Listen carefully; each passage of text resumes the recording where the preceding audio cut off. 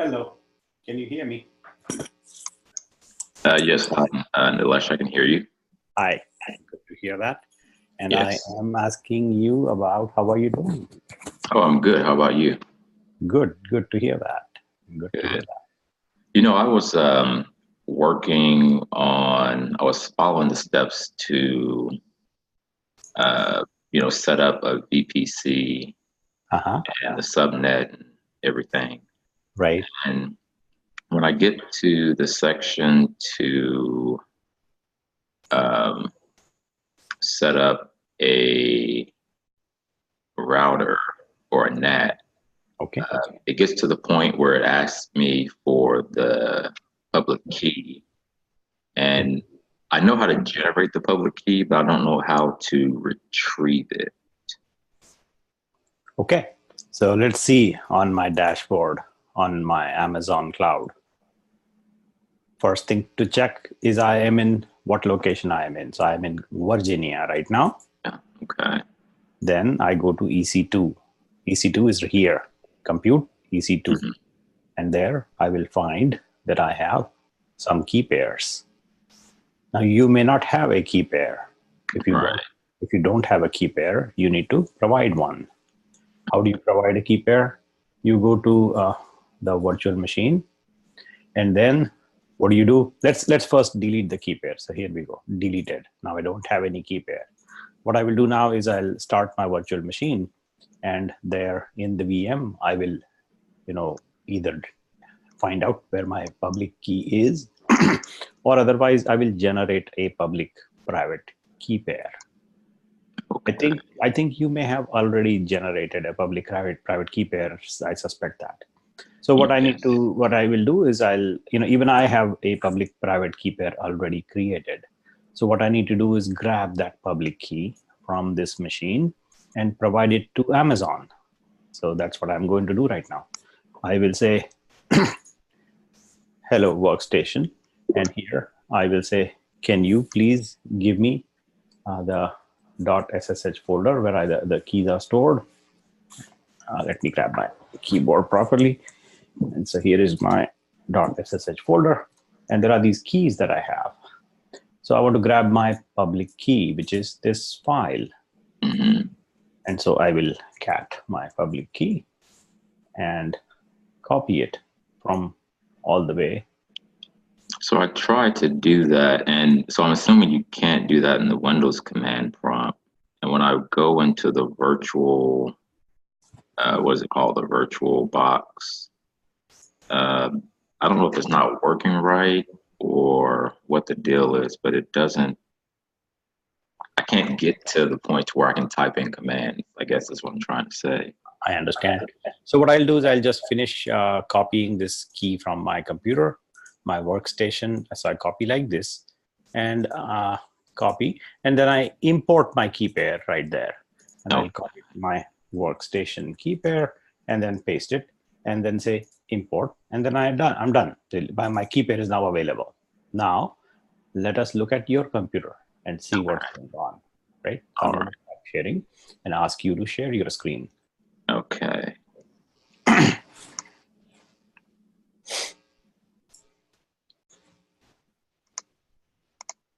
All right. So I just pulled up the virtual box now. And the first thing is that I get this error message. I'm not sure what that is, but So let us read. So let's read what it says. It says hardware acceleration is not available. Okay. That 64-bit guest will fail to detect a 64 GPU and will not be able to boot. Now, is this the first time you're running into that error, or you saw? uh, I actually got this error when I first downloaded the virtual box, but I just kind of ignored it and continued and tried to play around with the virtual box, but I couldn't really seem to do anything. I understand. Let's take a look further. So I'll go request a remote control. Okay. Let's see, approve. Okay. Okay. Now what I will do is I'll actually read this error message. So copy it, and then in your chat window somewhere here, can you look up the chat window, maybe the command line here? And so here, what I want to do is just paste the message, like paste the message. So that's the message I want to have, and I want to actually Google it if I need to. Not necessarily right now, but that's the plan, right? I just get the message and I save it in my buffer, and then I will Google it eventually.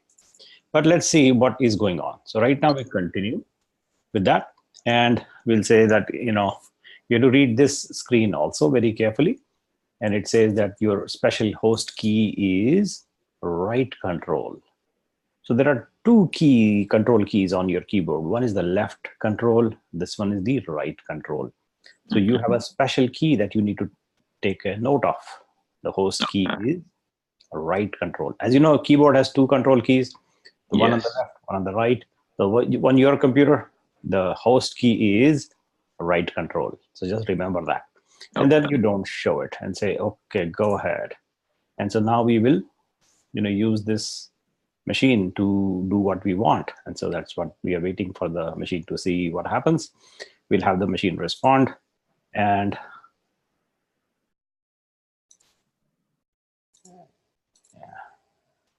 this needs to be removed out. So we'll just remove this one.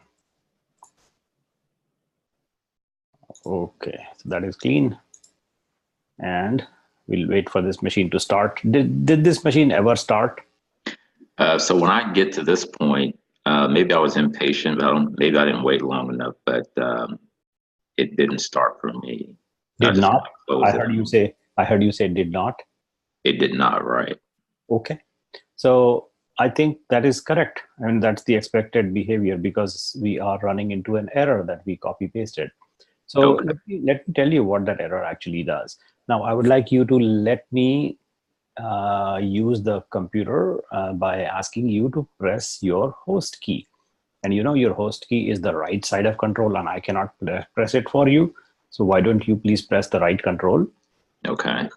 And when you do that, it relinquishes keyboard control from this machine. So right now, if you look at this machine, it is expecting to have a CPU which supports hardware virtualization. Let's see what it means. So I'm going to say shut down. And what is very likely going on is that, let's read the error now. So here is the error. And the error is that you don't have this capability available on your system. So let us see what that capability actually is. So if you look at, say, Google, and here we say VTX, that's the capability, right? So that's the capability of computers to run virtualization. So that's the capability that is missing in your computer, it seems like. It's called VTX. And you have to do certain things to enable it. So we'll do that next step. Right now, if you look at your computer, and you will find out that you have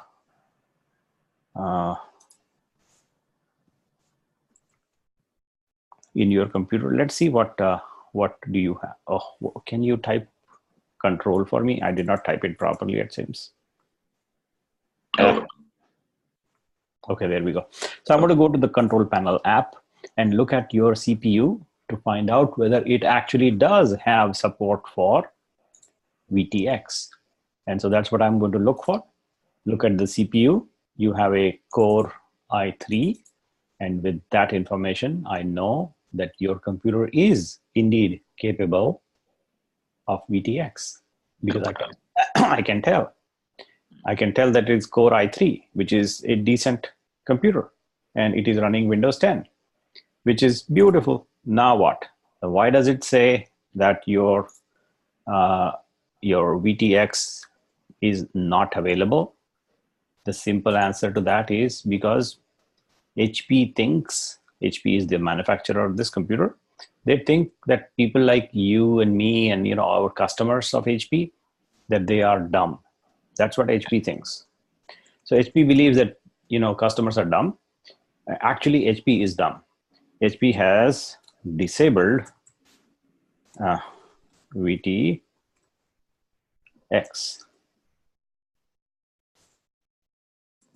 for no good reason.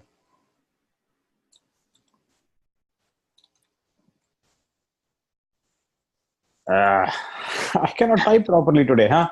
So now this is HP being stupid. So we want to go back to your BIOS and re-enable VTX.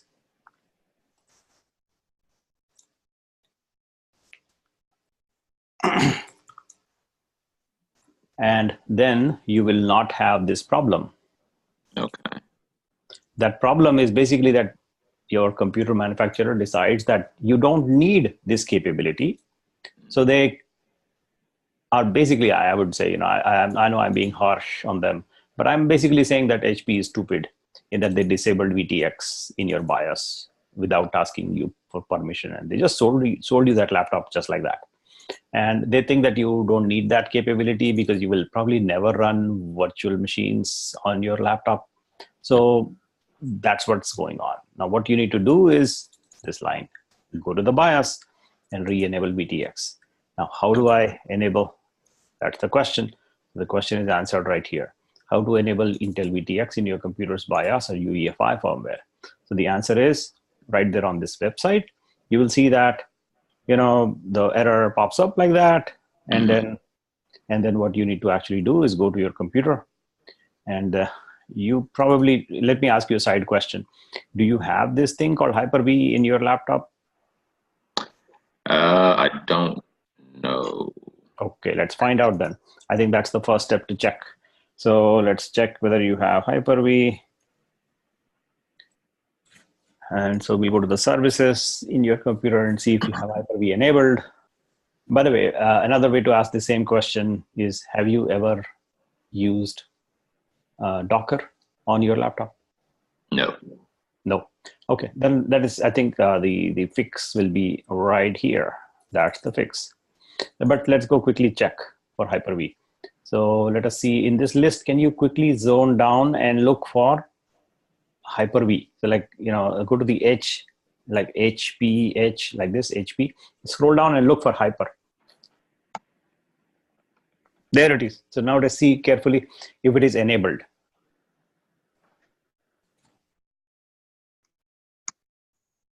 No, it is not enabled. All these Hyper-V items, you see they're manually triggered and they're not running, which is good sign. So we don't have to worry about that. So the Hyper-V, this service, that service, they're basically showing the status as not running because they're manually triggered, which is fine. So we don't need to do anything here. We just close. And let's go read further. And so in here, let's check this also. So you have to go and check this section. So go to Windows Services, Windows Features, and disable Hyper-V. So turn on Windows Features on and off. And in here, you have to look for Hyper-V one more place. And that is probably going to be disabled already, so that you're not using Hyper-V. I think I clicked something and it didn't work. So can you go to that place again, like enable, disable features in Windows? Yeah, that one. So click on that. Oops. No, try again. And enable, disable features, and that one on the top. So click on it and it will pop up a window. We'll have to look for Hyper-V there and make sure that it is unchecked, which is very likely the case. And then,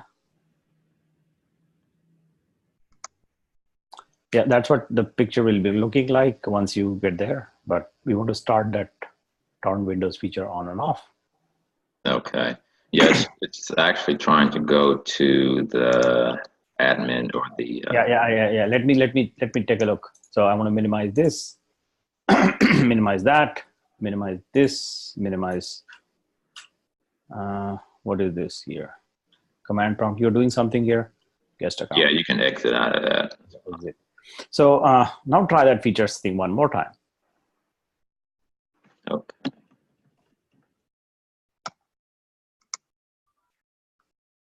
If it is asking you for administrator approval, give it. Yeah, I'll have to get the password to get to the administrator account. I have that right now. Okay. So I'll go through, I'll follow this. Yep. So I think you can skip that portion. I think I suspect that you don't have Hyper-V, so don't worry about it. What you need to now do is reboot the machine and then look for this section. So the last item here, that's what you Oh, need to do. And so you can skip the Hyper-V portion. It is very likely not the issue in your machine. But what you need to do is you have to get to the BIOS. You know what a BIOS or UEFI is? Yes. Okay. You know how to get there? Either press delete or F2. Yes. Or some other button like F12 maybe. I don't know what's the button for HP. So that's what you should do. Shut down the machine. When you power on, it goes to the BIOS or UEFI. In that UEFI, you will look for, what do you look for? You will look for something like, I'll show you some examples of that. It will say advanced CPU. That's very likely. In your laptop, it is very likely something like this. Okay. This is what you will see. Very likely this is the language you will see, Intel virtualization technology. That's what you should look for and enable it. Okay. And then you're back in business.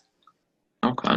It should take 2 minutes. So you shut down the laptop, come back online, and we'll proceed. That should fix it. Okay. I'll give that a try then. Yep. So you can disconnect and come back. Okay. So remember, disconnect, shut down, go to UEFI, enable virtualization. So look for that keyword right there, and then come back online, and we continue. Okay. Yeah. All right. I'll see you in a bit then. Yep. All right. Thank you. Bye.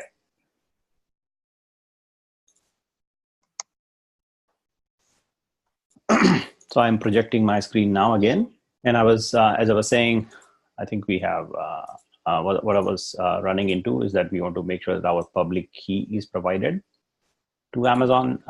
That's what we were just talking about with the issue that Corey was running into. We'll now continue on a brief recap as to what we have covered up until now, and then we will go further in certain other areas. That's what I want to be able to do. So what I will do is maybe minimize this machine on the side like that, and then grab a pen and do a quick recap of what we have in up until now. So we have these video recordings that are available. I think you are probably already accessing them, and I will grab my pen. So there it is. Okay, let's see. Yeah, it works. So if you look at what we have covered in the last 6 or so sessions that we have up until now, that's what I want to recap. So,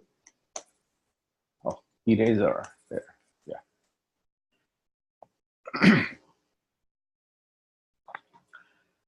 So we began with our definition of what is cloud computing, and we have various aspects to it, like 5 key characteristics. There are 3 service models. There are 3 what I call deployment models. 3 service models, and a bunch of other things. So we understood these key things, key characteristics, and we started going deeper in the 3 service models: infrastructure as a service, a platform as a service. We haven't done yet, and we did very little of the software as a service. One example of that we did a hands-on exercise was with mapping a domain and enabling email services for a given domain name. So we had coreycast.com, and we mapped out a complete email service from a company called Zoho, which is very similar to Office 365 or Google G Suite. These are based similar services, and they give you email services, and we just use that software as a service with our domain, and we are enjoying. So that's what we did with this software setup as a concrete example. There are many more such software as a service that you can understand, use, and put to your business in your company if you like. And then we switched over to this idea. In here, we focused on 3 things. One of them was what's called compute, storage, and network. So we talked about compute machines, computers basically, that are available in many places, like running instances. I have nothing running right now, but that is a compute instance. You have similar examples from other clouds. We have instances, machines, droplets, random names that companies come up with that belong to machines, basically. That gives you compute horsepower. Then we got storage types, variety of different storage types. By the way, this compute section that I kind of briefly mentioned, you can also include CPU, GPU, which is graphical processing unit. That comes in very handy when you're doing math of complex type, linear algebra type, or machine learning, artificial intelligence. Those things come in very handy when you have a graphical processing unit available as a part of the instance. So you can see that those are instances available. Let's say, if you select Ubuntu and, go look for a GPU instance, like here, GPU machine. That's a graphical processing unit added to a machine that you are getting from some cloud. In this example, Amazon. There are other types of machines available, like CPUs, very common GPU-based machines that you are looking at. And then there are some custom types. For example, here is an FPGA machine. So field programmable gate array machines are available now from Amazon and a couple of other clouds. FPGA machines are dedicated to, only these guys, 1, 2, and 3 types of machines. FPGA machines, these guys are basically custom CPU that you create your own CPU using Verilog. Verilog is the programming language to program a FPGA. And then you construct exactly the type of CPU you want, so that this FPGA will become the CPU you want, and then run your code that will run on your customized CPU in a much more efficient fashion than any other things possible. And that's a choice available with FPGA instances. That's another type of compute horsepower. There is one more, I think. Where is that? Storage, no, let me see if I can. So storage optimized, we got memory optimized, we got GPU instances. There are GPU instances here. They have slightly different nomenclature for GPU compute, so as opposed to GPU instances. So that difference is basically primarily on how you're using the GPU horsepower. There are FPGA instances, like I mentioned already, and then there are some optimizations regarding compute. So focused on very large CPU, that the compute optimized even in here. So we have. Let me just clean up this section that I mentioned. CPU, GPU, FPGA. And I mentioned there's one more, which is not in this list, by the way, from Amazon. It's called TPU.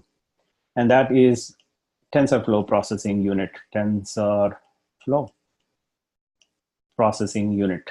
TensorFlow is a library in the open source available from Google, now on GitHub. And TPU's TensorFlow is the product available right here in the open source.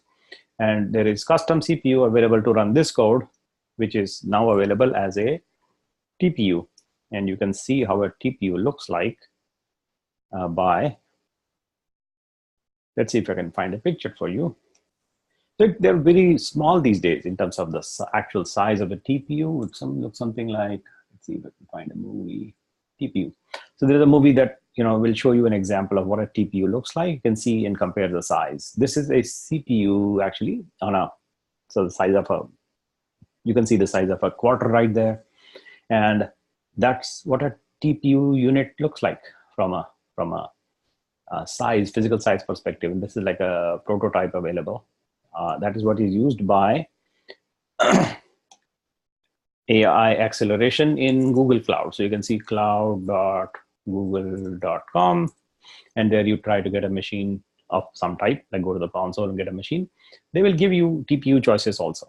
You can see that choice coming up. When you go to the console, you will see it. And that's the fourth type. Basically, this is actually an FPGA, but focused on TensorFlow.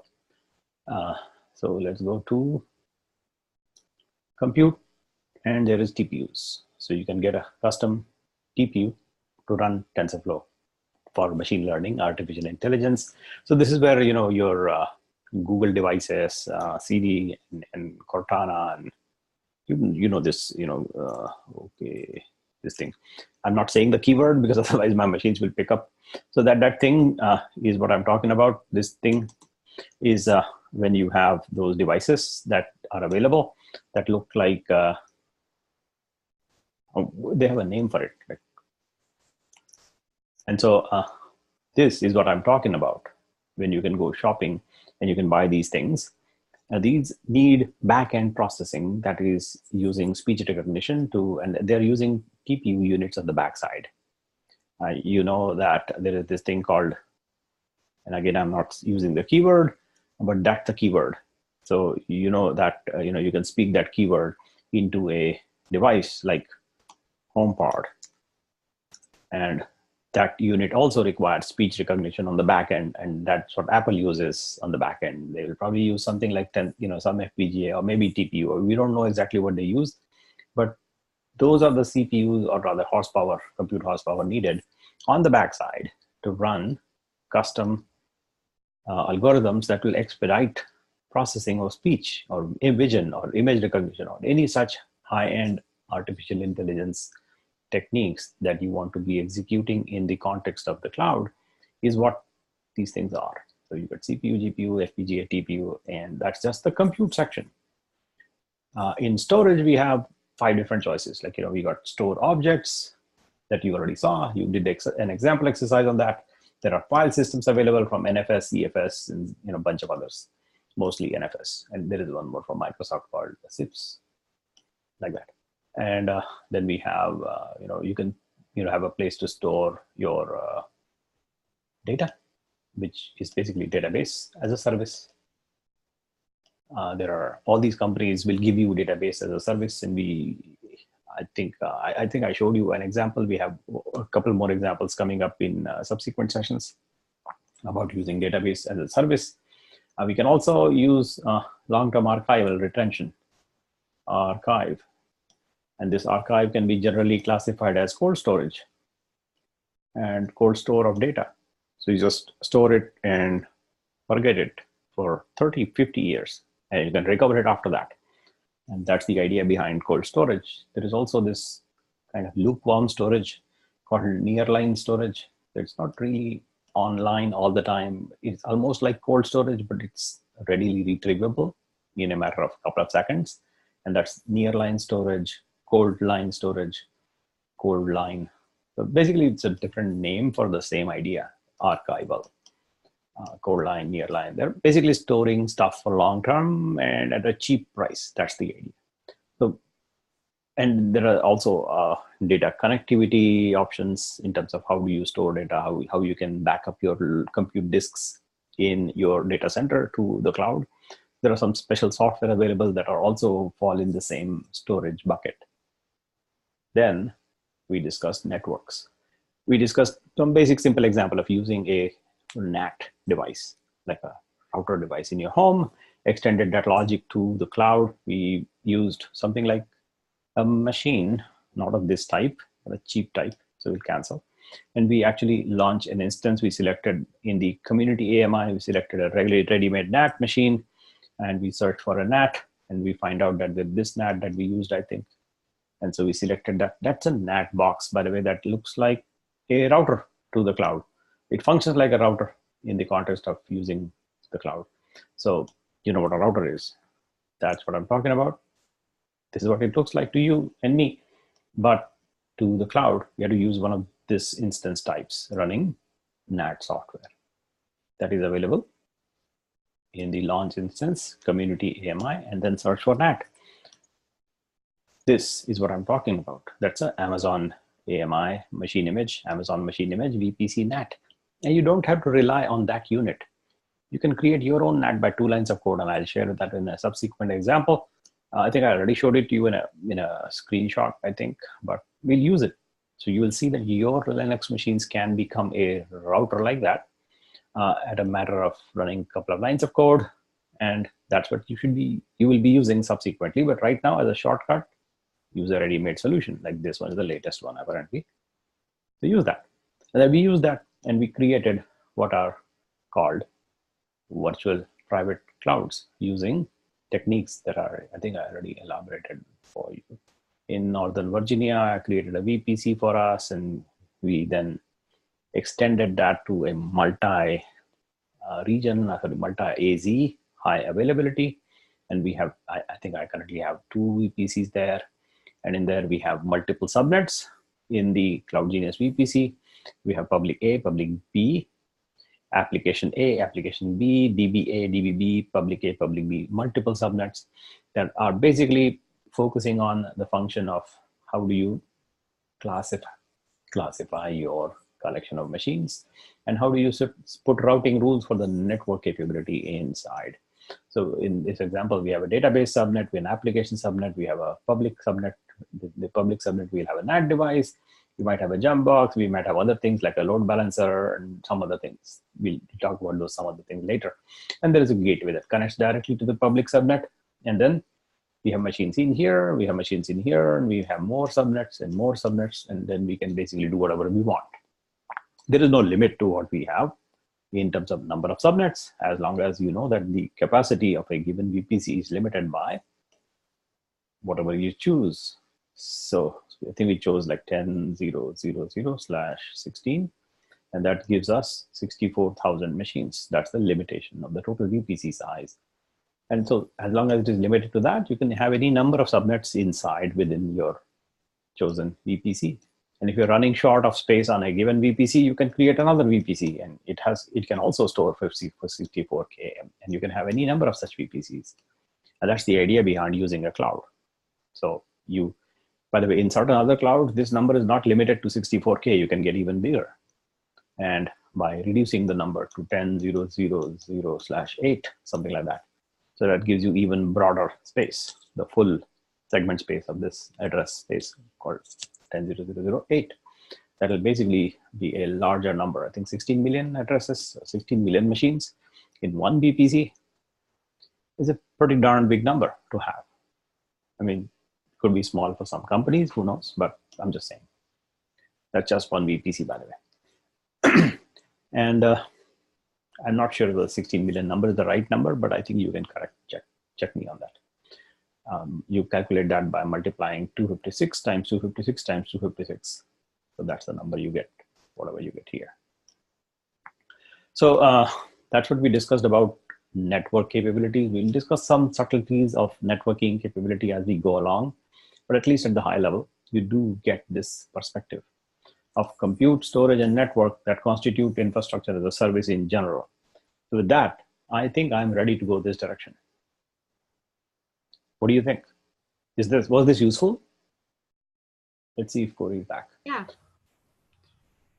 Yeah, Sorry? definitely useful. I haven't seen Corey back yet. Okay.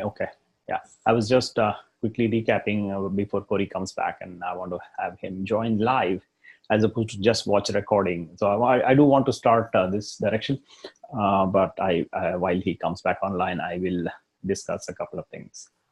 I'll wait for him because that's the direction I want to get to, and we will get there. There are some prerequisites that need to be taken care of before we jump into this, and we will change our role, our function, the way of thinking in a different perspective. That's what I think we'll be doing. So, for example, by the way, this question I have for you is this way of describing is that I'm basically looking for feedback.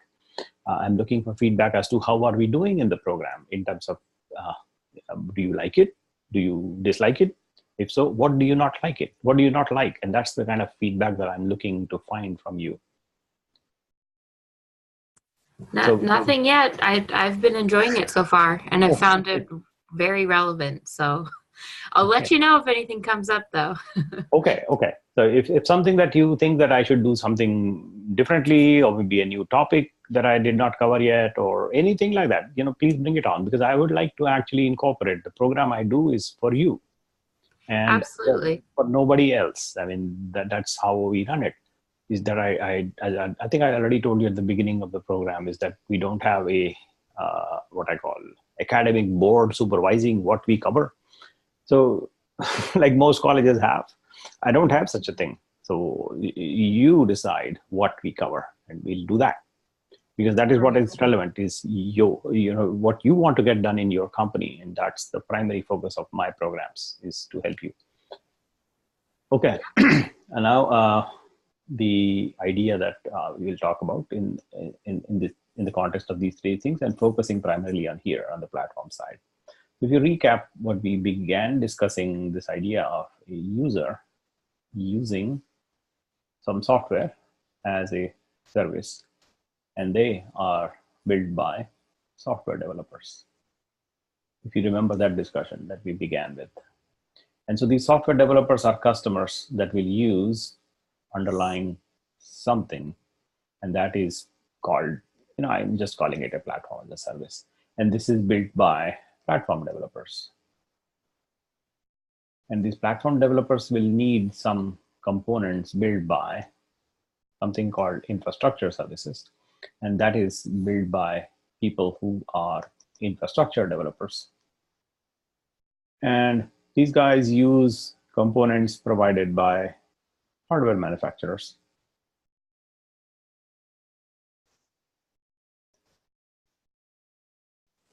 And software manufacturers, like operating system makers and open source software and things of that nature. So software makers, open source, things of that nature that we will have, that these guys will use to build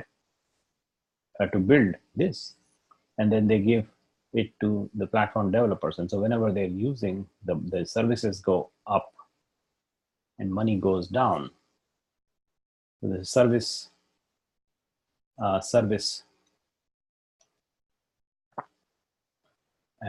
service like that, and the money is flowing downwards to the service providers, and that's the underlying concept. Now what we have done is we have used our user's perspective, and we have used Zoho as an application. So this is Zoho. There is a company called Zoho, and they have people who develop Zoho software. So this is the Zoho company, for example. So we use their service as a user, and we decided to pay them nothing because they don't want anything right now. It's a free service. But whenever service is free, remember one thing, that you are the customer. Sorry, you are the product. What did I say? Sorry, oops. When a service is free, you are the product. A classic example is this. This service is free. And so I am the product. They're selling me to other people. I don't know what. They're basically selling my information. And they're telling, there are news about, like this is another service, that we use it all day long here. And so whatever I type, they're collecting my information and using that to make money. So basically using me as a product. The service is free. And that is the issue. I mean, it could be an issue for some, but I think, for most people, apparently it is not. But there can be an issue, in which case you can find out that this company is now associating search results with people's phone numbers and giving that information to the Chinese government. Apparently that's the news here. So if you search in Google China, you are basically letting the government know who is searching for what. And that's a prototype search engine Google just released a couple of days ago. It's called Dragonfly. And so that's a problem, I mean, to some people. Well, not to me, but there are people who are affected by that. So when a product, when the price is zero, you are the customer, you are the product. You're not the customer, so don't confuse that.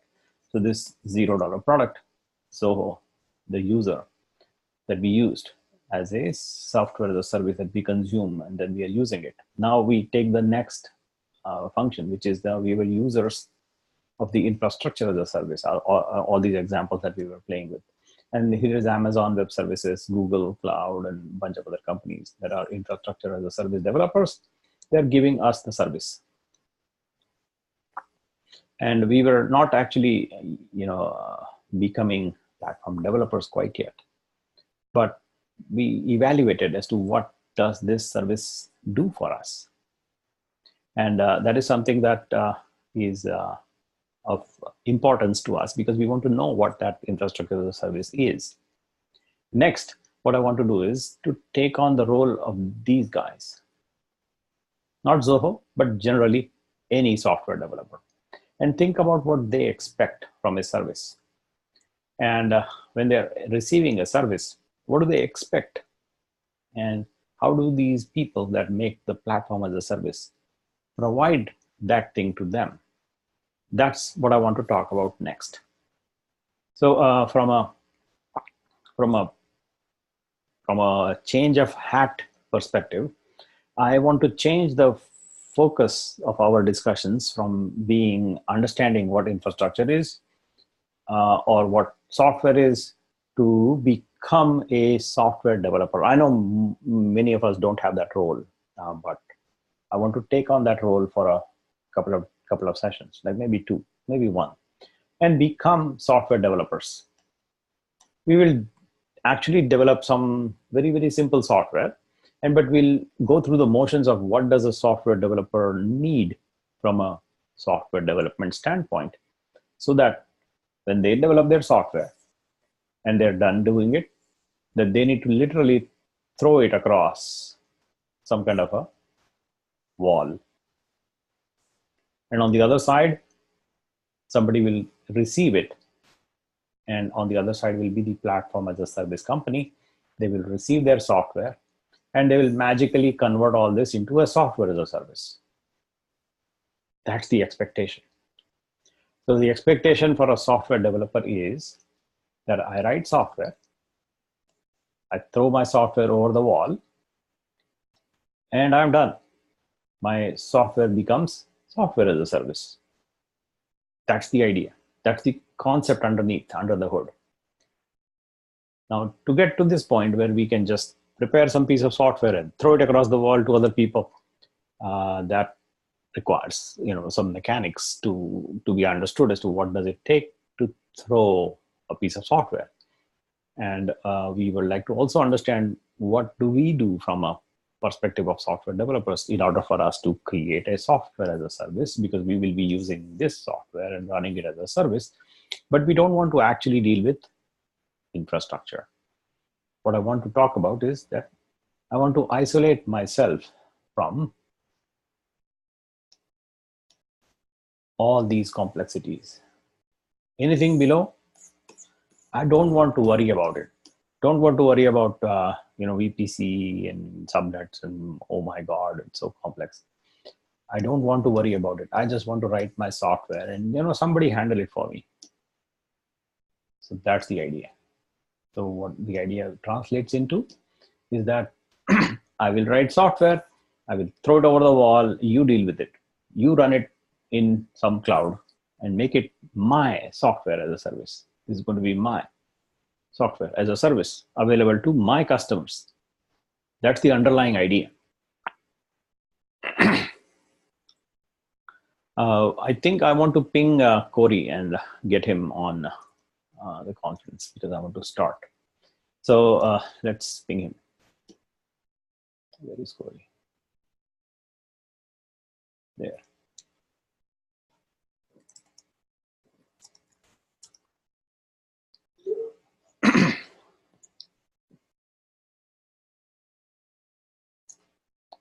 And he should come online soon. But if he doesn't, I'll call him and get him online.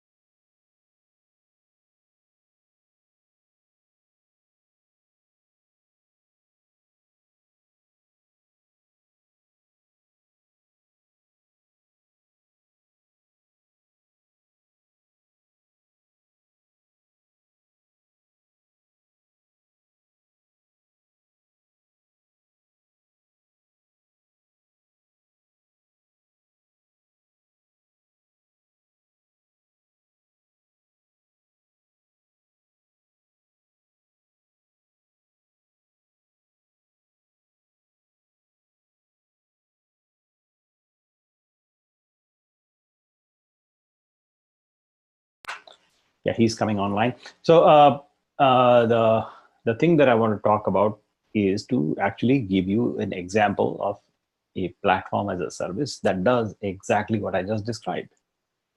So in that context, the example I want to use is a very well-known, famous platform as a service, now owned by the Salesforce company.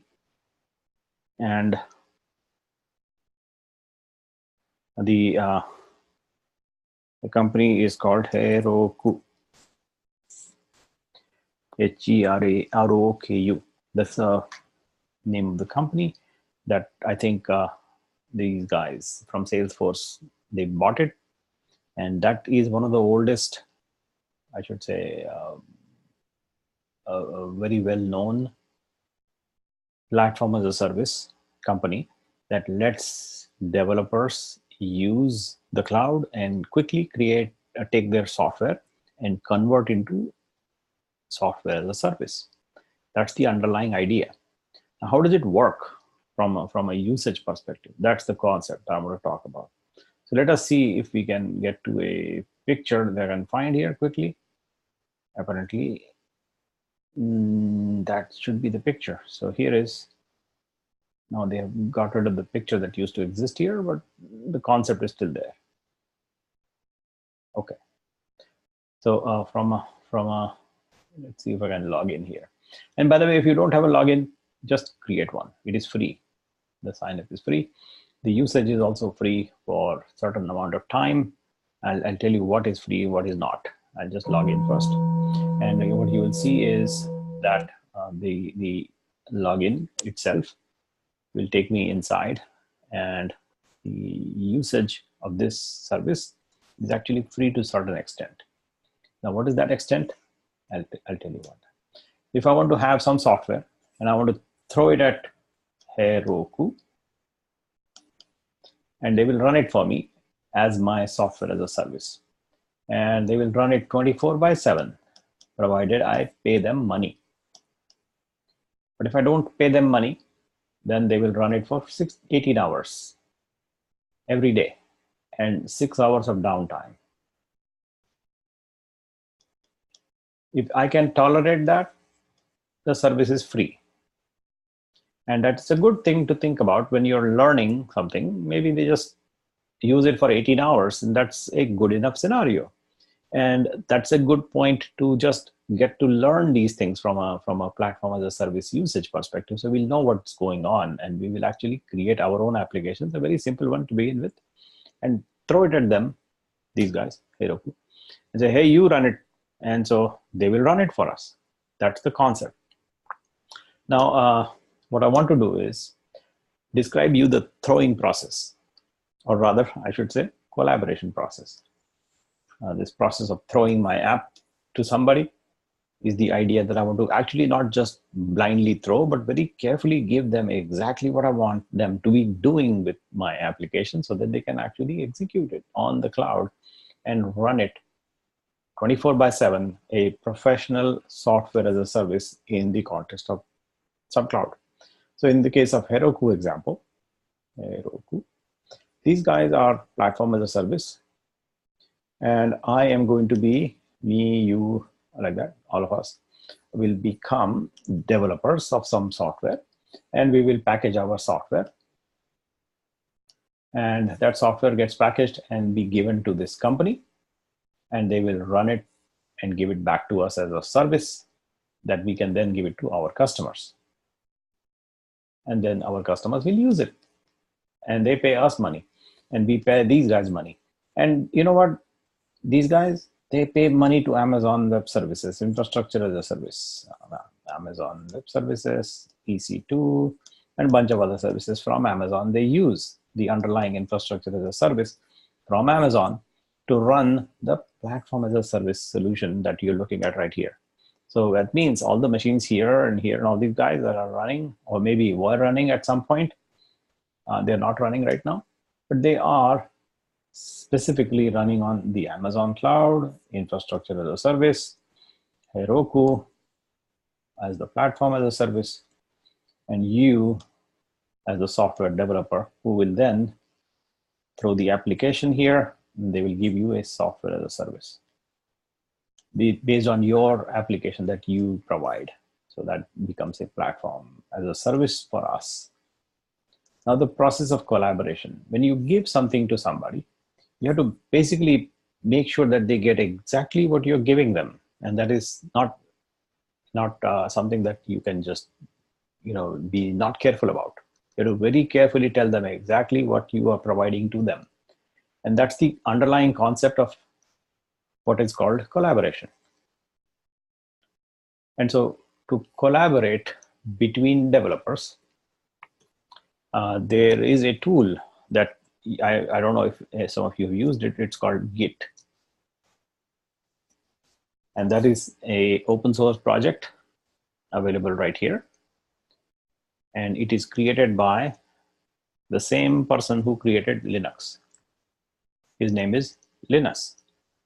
Not this Linus Sebastian, but this guy.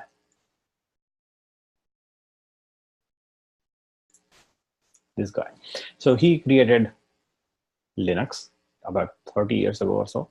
And then he also created Git in 5 days to manage the source code software for Linux. The same guy. And he has created Git. I don't know if you used Git or not. Did you use Git ever, or have ever bothered or looked or things like that? Have you?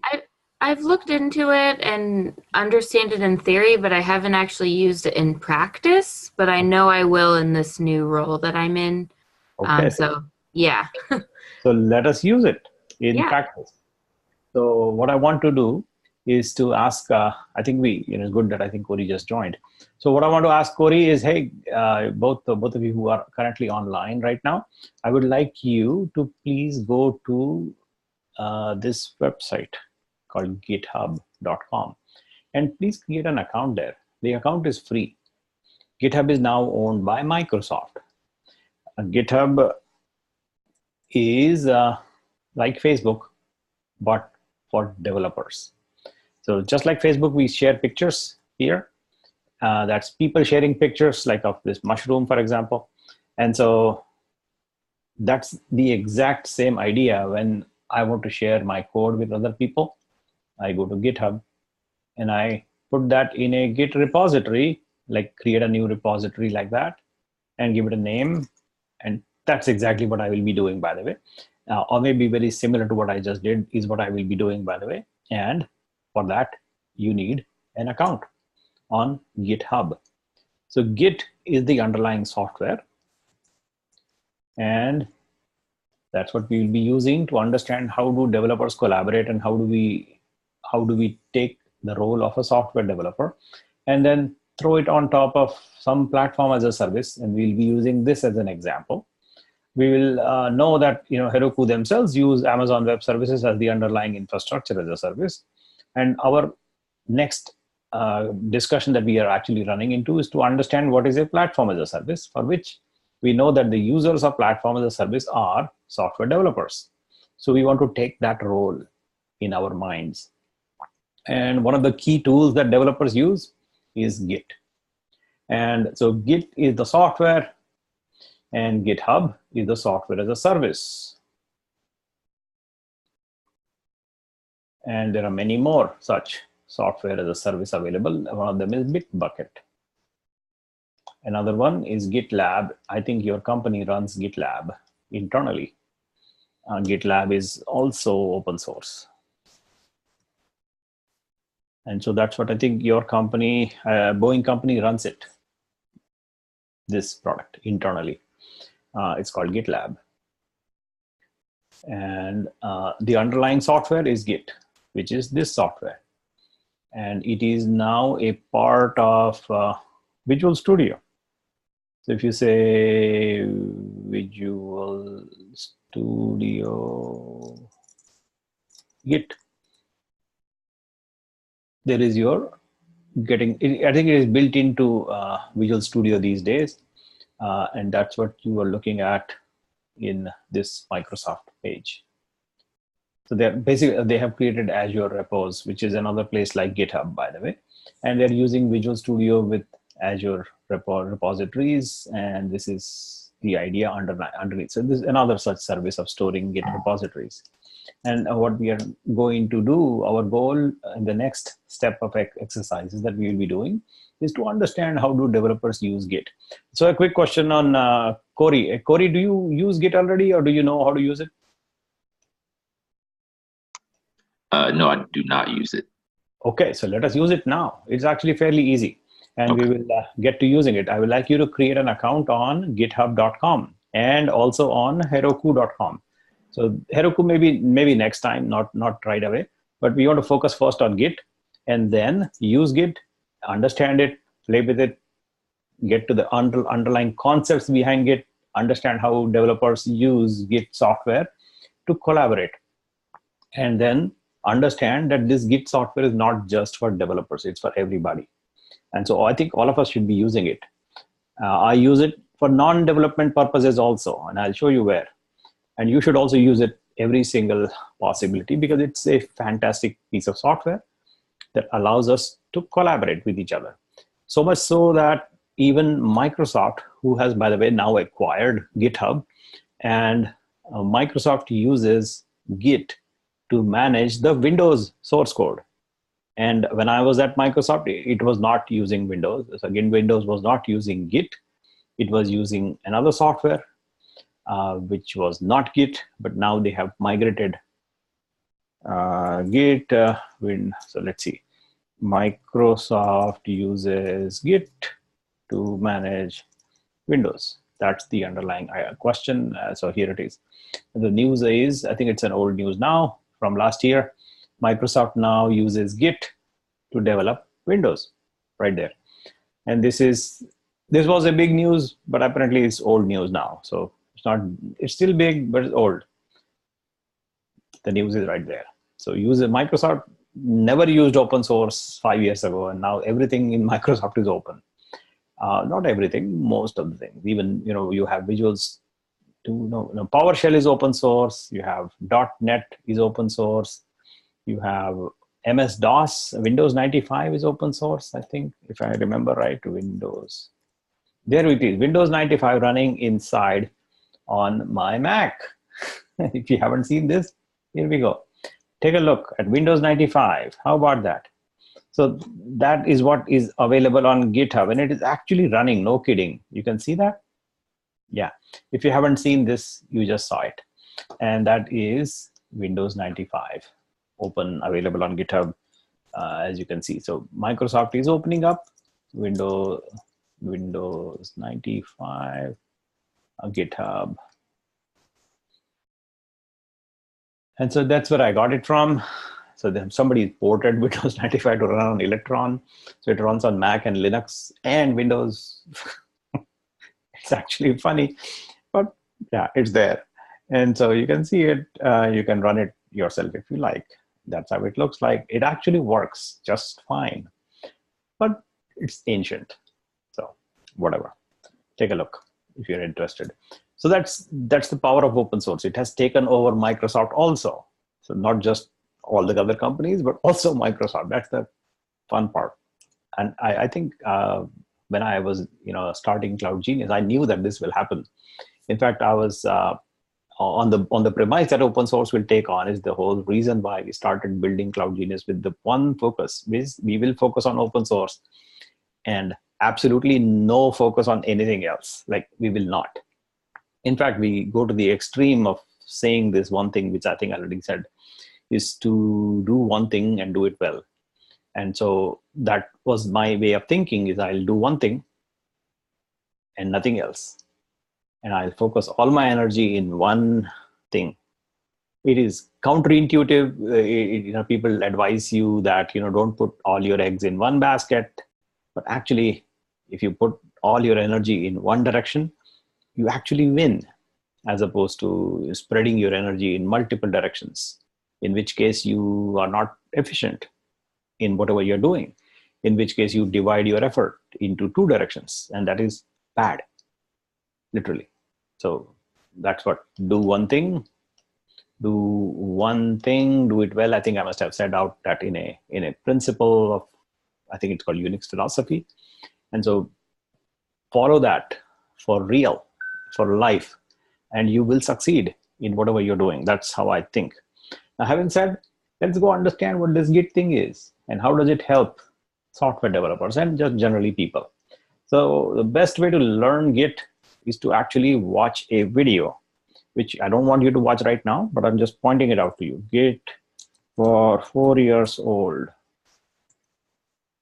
That's a very good video. So Git for ages 4 and up. Git for ages 4 and up. Stop. So that video I would like you to watch. I'm going to paste a link for you in the chat window, and you will watch that later on, not right now. Please don't watch it right now. It is actually very funny, and you should watch it, by the way. Having said, let us see if we now have an account on GitHub, and I will also log into GitHub here, and we will start understanding what Git does for us. And okay. So the underlying premise of Git software is to enable collaboration and teamwork. And while ensuring that, our whatever we are creating, and we typically, what do we create? We create files. Like we write stuff in a file and we save it in a folder. And that's what we create. Typically, most information workers create files of some sorts. They put that in a folder, and then they give it to other people and like share it with other people, and we edit and things like that nature. So you probably have seen this thing called Word document. I'm just showing it to you because I think I'm being silly, but you already know this. The thing is called a review of a document. So let's just open it. And if I write something here, and then I say review, and then I lock and track changes, and then I say, you know what, this SDF should be QWE. So I see that edits I made, and you can see what I'm doing right there. That Word document is actually helping me in tracking down what is going on by making a note of this thing, is that Nilesh deleted this SDF and put in this QWE on top. So you have seen this already. You use it. This thing is called change tracking, right? That's the underlying concept, change tracking. So we want to do these things, but with anything, any type of file in any folder, or any collection of folders. That's what I want to do. Not using Word document, but just anything like text documents, you name any file type. So put a file in a folder, and you want to collaborate across a large number of people that they may not be sitting right next to you. They may be multiple locations, different time zones, worldwide, it doesn't matter. But we will be able to collaborate on a bunch of files sitting in a folder or a collection of folders, and very carefully and systematically track changes. That's what you really want to do.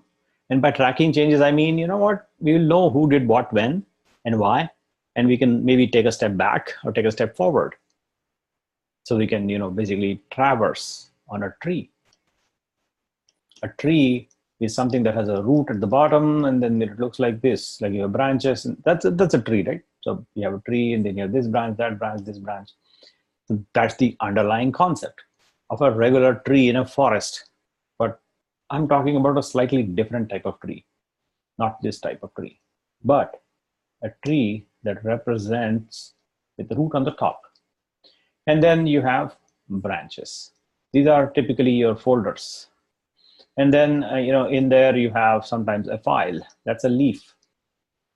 And then you have more folders underneath like that, and more folders. And then sometimes you have a file like that, and maybe a bunch of files. So that's a folder structure that you already know of in your file system. This is your classic computer file system. You have a C drive in Windows, or maybe a mount point in Linux or in Mac. And then in that mount point, you have all these structures. That's the file system that you already know of. That's the kind of tree I'm talking about. But I'm extending this idea of the same type, but I'm flipping it upside down a little bit. So it'll actually begin at the bottom. And we will, manage the state of a folder.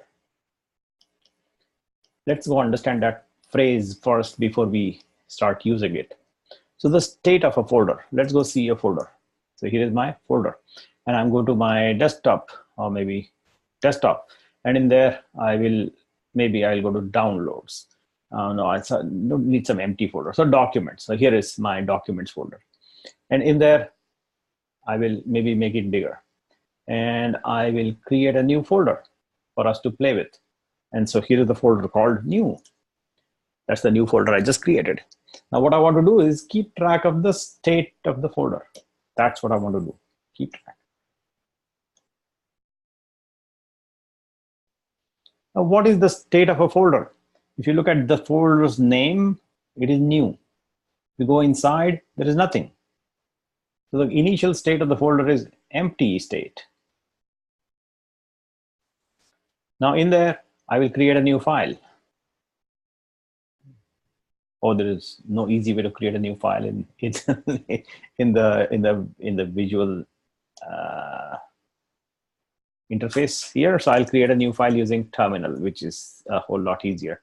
So I'll just go to documents and the new, and there I will create a new file right there. Let me go grab it, put it right there, maybe here. Hello, right there. And here I will create new files. You'll see that I'm doing it, and it pops up in the upper section. So here I'm creating a new file called Nilesh. That file pops up. Then I create another file called Corey. Then another file called the other Corey, and another file called Emily, and like that. So we'll have multiple files created. You can see them; they are available. So the state of my folder suddenly changed. It is not empty anymore, but it has 4 files with these names, 4 names. So I need to have a method, a systematic method to keep track of changes. So this was my original state, which was the empty state. And now I have a new state. The state was this, and the new state has 4 files. Now, further ahead, what I want to do is go to the file called Nilesh, and in there I will edit and say, hello, Nilesh, and then save it. So now I see that this file, Nilesh, has something inside of it. Let's go open to inspect the content of that folder. So I'm opening this folder itself in the Atom editor. By the way, the state changed. So the initial 4 files, that state has already changed again, because initially these 4 files were empty. Now one of the files is not empty. So the Nilesh file is not empty. It contains certain things. The other 3 files are empty. That's a different state. You can see the state right here in our Atom editor that opens up, that looks like this. We have this Nilesh file that contains these words called hello space Nilesh. And the other files are empty, 1, 2, 3. So that's a state. And we want to keep track of these states of the files that we are doing. And so we want to go maybe from this location to this location to this location. And that's what I'm traversing. So I want to be able to go further and maybe get another state. By the way, these arrows can go up, down. That doesn't mean anything. All we are really talking about is known in mathematics as a graph. If you have studied mathematical graph theory, that's what we're really talking about. Is a bidirectional graph which lets you traverse from one to the other, to the other, to the other, or the backward direction if you like, or this direction if you like, or like that. And so it's really up to us as to what do we want to do, and that's what graph traversal is. You're traversing a graph. By the way, this doesn't have to be limited to a straight line structure like this. It can be anything.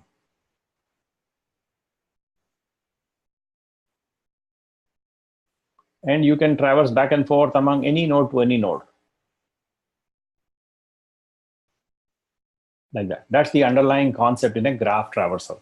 You're traversing the graph, and each of these nodes represent a state of a folder. Whether the folder is empty or not, files, which files, what does it contain, and you modify the files, and modifications also are tracked. Everything is tracked. That's the concept. Now let me show you a live example of what we just said and did. So I'll go back here, or rather keep it open. Yeah. So keep it open, and that atom editor will be available to you on this side. You can see that we have 3 files right now, and you can also see visually in this window right here. And on the terminal, right? Okay, come on, terminal. Terminal in the lower section. So that's my terminal, and I'm going to be playing with the terminal, and you can see the results happening in your atom editor as well as the visual file, whatever this thing is called, file manager.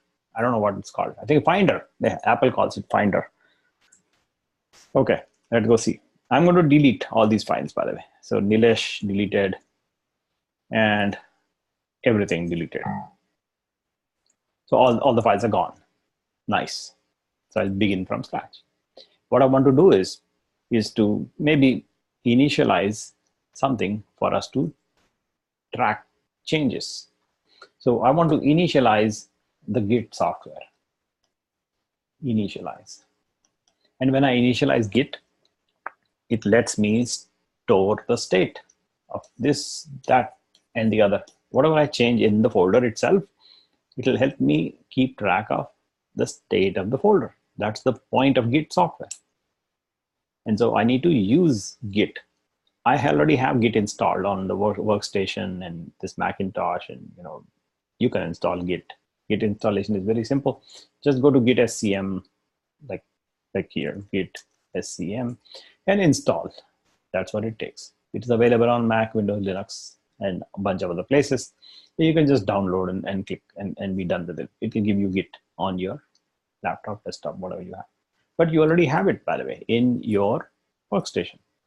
You already have Git like I have here. So that's the situation. We already have it. You want to start using it. So we have to run this command called git initialize. So we'll say, hey Git, can you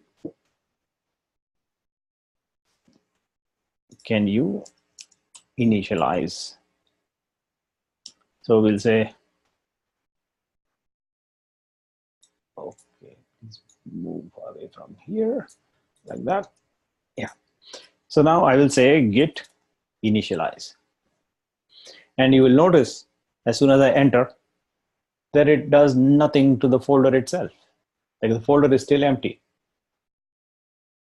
But is it? The question is it actually empty now that I have initialized Git? The answer is no, it is not empty. But we still don't see anything here in the window here. In the upper window, we don't see anything because the folder was empty. The folder is not empty.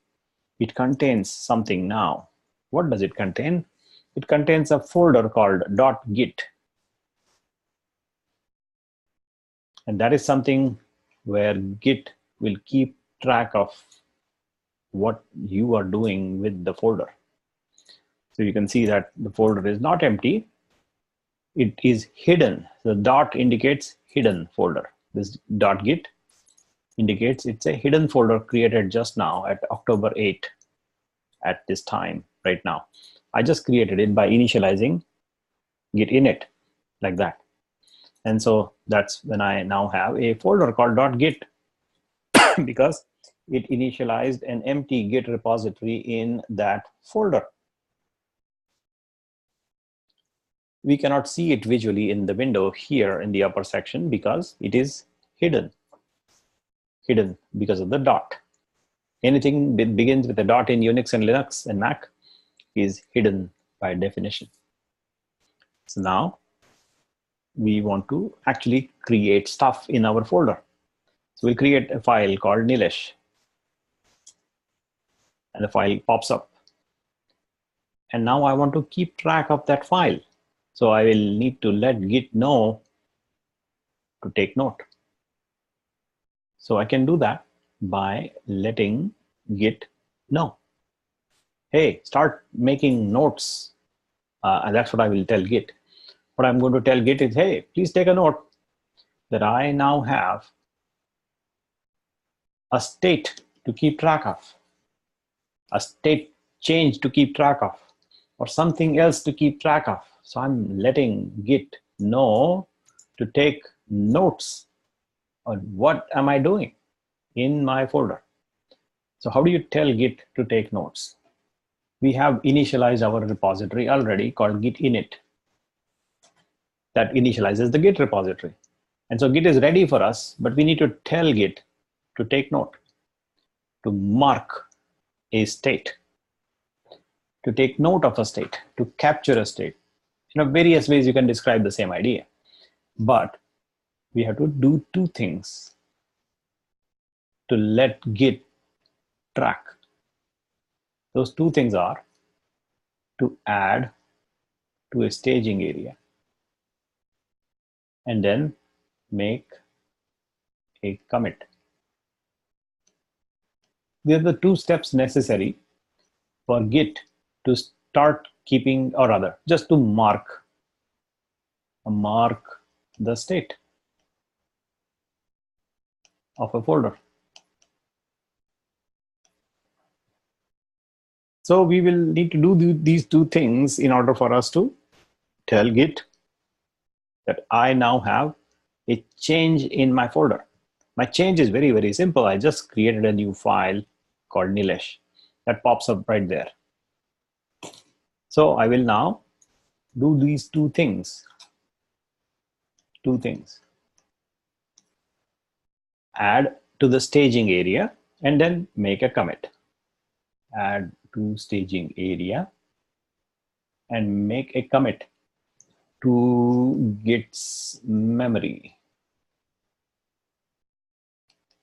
So committing to Git's memory means that it will now mark the state of the folder.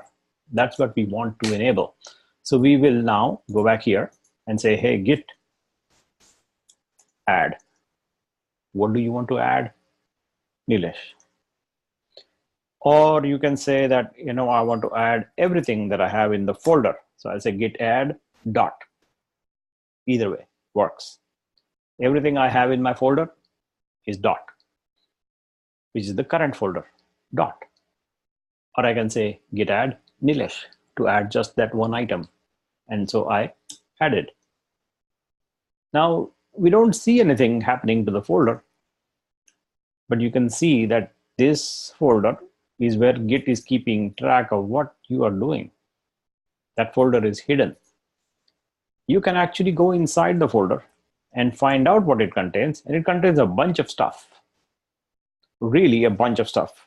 You can actually understand these details, but from a user's perspective, you don't need to go inside that folder at all. In fact, as you begin exploring Git, I don't want you to go there. Just realize that there is this folder where Git is keeping track of. It is right in your folder where you're dealing with, right there. It has head, config, description, hooks, info, objects, refs, bunch of other things. So it is, for now, I'll just get out of it. And I have taken the first part of the two-step process, the two-thing process, which is I have added the items in a staging area. Add whatever items I did. I added my current folder called dot into the staging area like this. Now I need to do the second part to make Git commit this into its memory. So I will say git commit, like git add, like git commit. That's the second thing I want to tell to Git. So I'll go back here and say git commit. And something happened. So don't get scared with what just happens. What you need to do is to do this in a little bit more elaborate fashion so this thing doesn't happen. Let me just walk out of this to show you what happened and why, or rather how you can handle this in a much more reasonable fashion and more efficiently. There's nothing wrong that happened right now. You can still deal with it in this fashion, but I am actually coming out of it, not changing anything. So nothing happened. We didn't actually run the second command, which is called commit command. I did not run it yet because I just showed you when I do what happens. When I say git commit, it asked me a bunch of questions and it kind of scared me for the first time. So I don't know what to do. So I want to understand what this thing is before we run it. We ran it and it popped up something. I don't know what to do with it. It says enter the commit message for your changes here. And a line starting with hash will be ignored. And an empty message aborts the commit. So that's what I did. I did not add any commit message. So the commit was aborted due to empty commit message. What does this mean? It means that this commit action expects a commit message.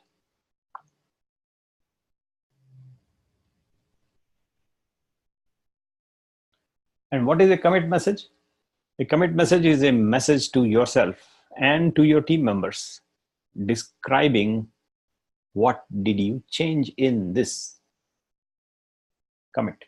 So whatever you're committing, you want me to make the state of the folder. I want to remember that. So, okay, I will remember it, but please tell me, what are you doing? Or please tell me, what did you do in the last modification of the state of the folder? I would like to know a little bit, like one sentence about what did you actually do that you want me to keep track of in a human readable fashion. So I will know, and I'll tell other team members so that everybody will know what changed. So it's like a human way of representing the changes.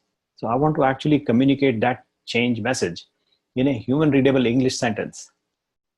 That is a commit message. And it is expected to be given when you commit, because at that time you exactly know what you just changed. And so I want to pass that commit message in the git commit command itself. So I can do that by saying git commit and then -m to pass the commit message, and then a double quote sign in there. In between, I can write whatever I like. But this is not English language, so I will actually fill it up with proper English sentence so that people will understand what I am actually saying. So here I'll say, I add a file, I add Nilesh file. Let's Nilesh file. That's a file I added. You can see that at the top, and that is what I just am going to describe. The message will describe what was added, what was removed, what was modified, things like that. So it's, it's for other people to let them know what are we doing in the change that we are doing to the folder, and I would like Git to keep track of. So here, when I say git commit and I pass in a -m, this M flag is going to keep track of -m and then followed by commit message. So this message, what I'm writing in English language, and the git commit will be kept track of by Git software when you execute this command, and they'll keep track of this English message with the commit itself. That's what is expected in a git commit, a short commit message. So when I now execute this line, it'll just finish quickly and tell me that something happened. Let's read. It says master, and there is a number here. This number is kind of important for us to know what it is. And then I add Nilesh file.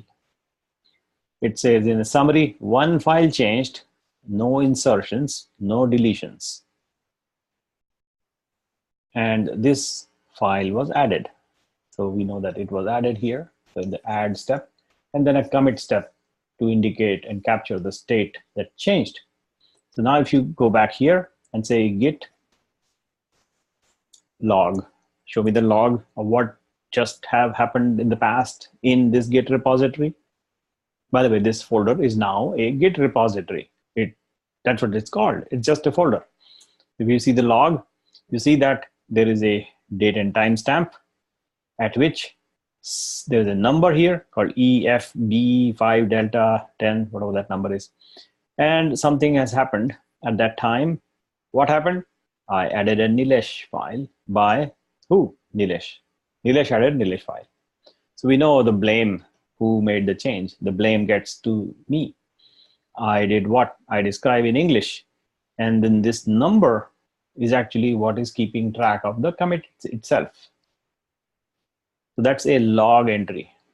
Now you will see some benefits of what I just did directly right now. What you will see now is this file that we have here, Nilesh. Let me just delete it. Oops, I deleted it.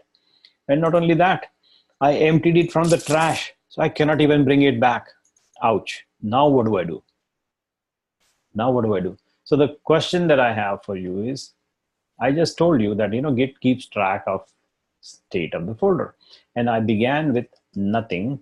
And then I said, you know what, there's a new file called Nilesh. And then I said add and commit. So now it has kept track of this folder in a hashtag called EFB5 delta 10, that number that shows right there. So that hash corresponds to this commit that we did. And then what did I do? I became an idiot and deleted the file. So the file is gone. The file doesn't show in the list anymore. There's nothing. I do have the Git repository, and I have this random, this file actually is created by Apple, and I just hit it. So I will delete it. It's not something that I created. It's not a part of Git. So I'm just getting rid of it. You will not see that file in Linux. So it's not there. It is clean. So that folder, as you see, doesn't contain any spurious stuff. Only the Git repository and the .git folder is there. We know that we have our Git log showing us that there is an entry called EFB5D10, and that is this action that I did. But how do I get my file back, which I accidentally deleted? You can get your file back because you know that Git has stored it in its memory. So we can just revert to this state, even though the new state is actually different. The new different state is empty. The old state was this file here. And it has we kept track of it in a commit. So we know that we can always go back to that point by just checking out this dude. So let's check it out. So let's go check out that dude. The dude is called a node. So not dude, it's a node. And it has a number like EFB5D10. That number is called a commit hash. This is a hash. It's a long hash. We'll see that in more elaborate examples. But that commit hash is what we need to check out.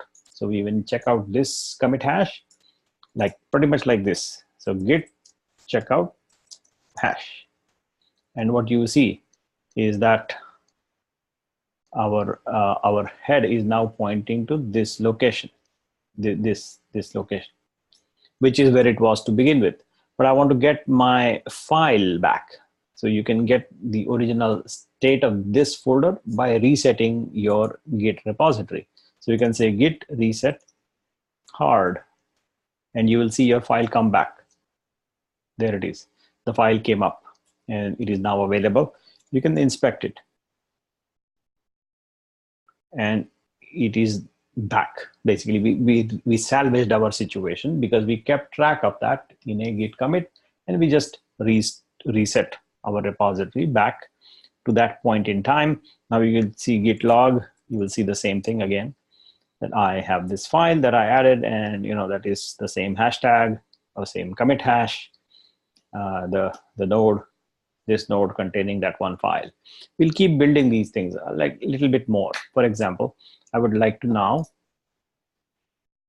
edit the folder. And in that file called, by the way, in the atom editor, you see that this git shows up. Don't mess with it. You don't need to go there, but you can go there. This entire .git folder is visible in Atom. It is not visible in Finder or in other operating system visuals for a file. You will find that this empty file, now I'm going to fill it up with some content.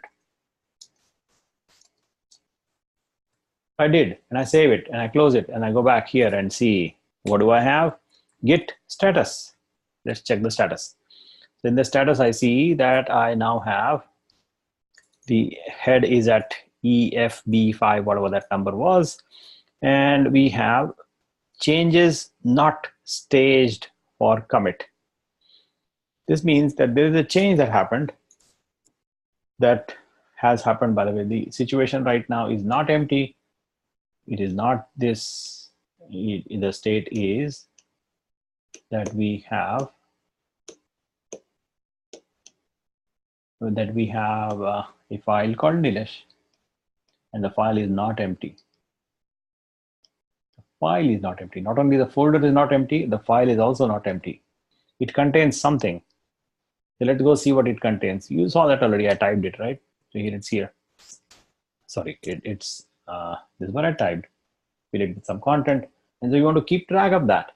To keep track of that, we want to do what again? These two things. Add it to the staging area and make a commit. It is telling you change is not staged for commit. So it is not added to the staging area yet. So we need to add it to the staging area. What do we need to add to the staging area? This file called Nilesh, which now has changes. The changes are that line. Fill it with some content. So now back here, and I'll say git add Nilesh.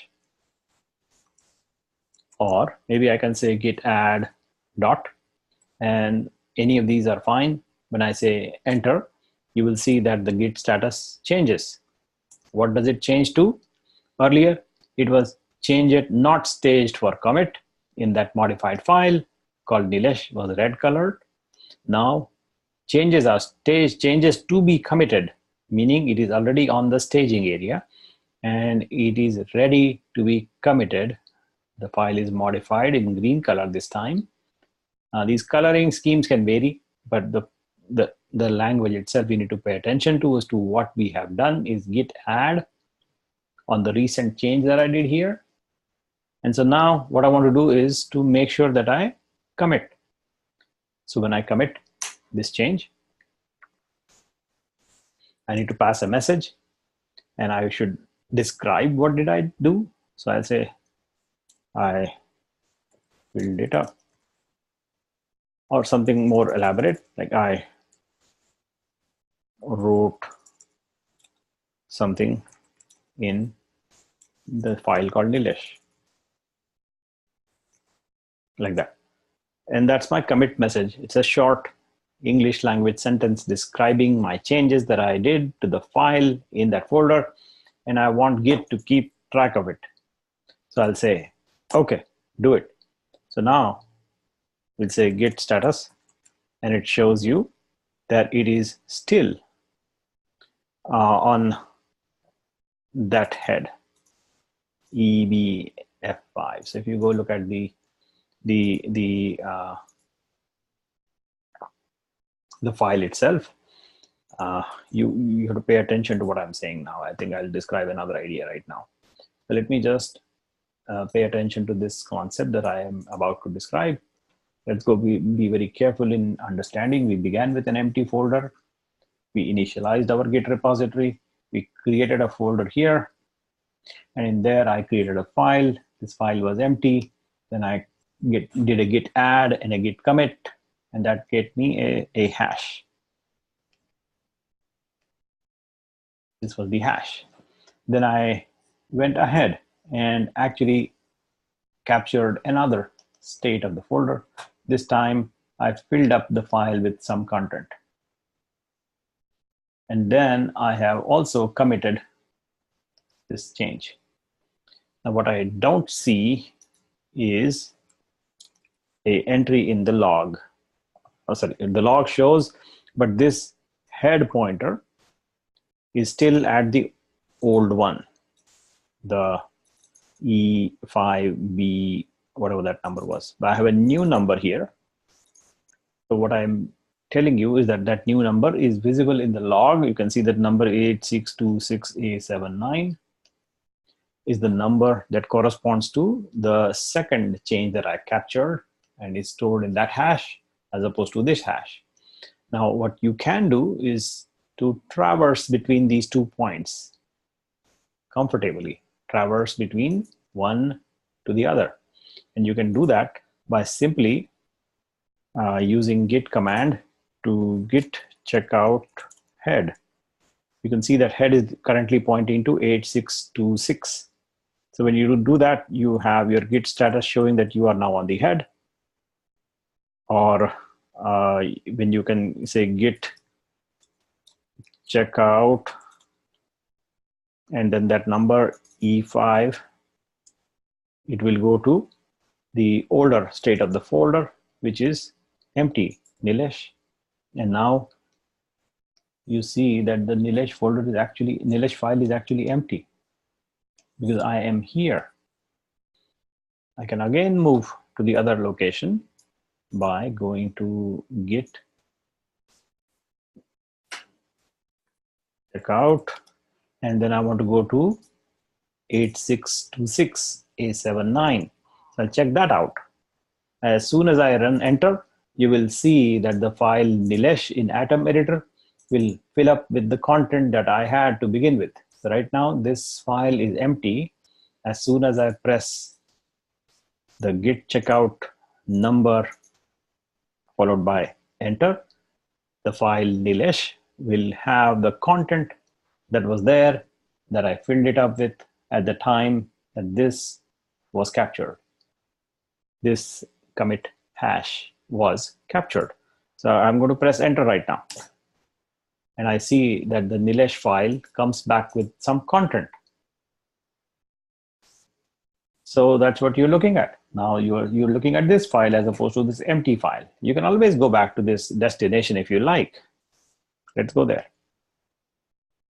There we go. And the file disappeared.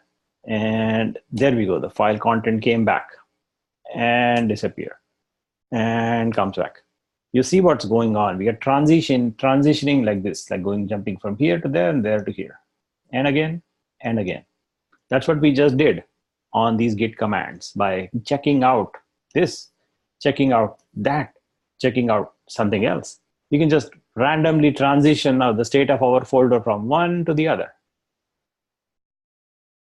Now, wherever we are, like wherever we are currently, for example, let's say git log, sorry, clear, git log. It tells you where you are. Sorry, git status will tell you where you are, git status. That will tell you where you are. It currently detached at 8626. Now, if you want to, so some more terminology. So right now, more terminology. There is a concept called head. A head is basically like a turntable, pretty much like that. And this thing is called the head. This thing, you can basically lift it and put it anywhere you like on the turntable. So on the turntable, you have rings of where the music runs. It's actually not rings, they're spirals. So it's not rings, they're spirals that begin from like that. And you can take your head and put it here or put it here, wherever you are. So basically, that's what a turntable does. That's exactly what we are dealing with in the context of the head. You can have your head pointing to here or any other location within the graph, within the jungle, within the tree structure, God knows whatever you call it, doesn't matter. It doesn't matter what you call. You're looking at the pictures that I'm drawing, and these are hashtags, basically commit hashes that correspond to states of folder. And you can traverse from one state to the other, just like you can traverse your head from one location in the spiral to the other. And that's what you did. You changed your head from here to here. That's what I did, change my head from here to here, or then back here. So currently the head is detached at 8626. So it is currently the head is here, apparently. So you know where I'm going with it is you can take your head and put it wherever you like. That's the concept of a head. There is also another concept called master. master is the latest thing that you have been working on. So the latest thing we have been working on was this. So you can also check out master. So let's go check out git check out master, and let's see what shows up. So now let's see git log.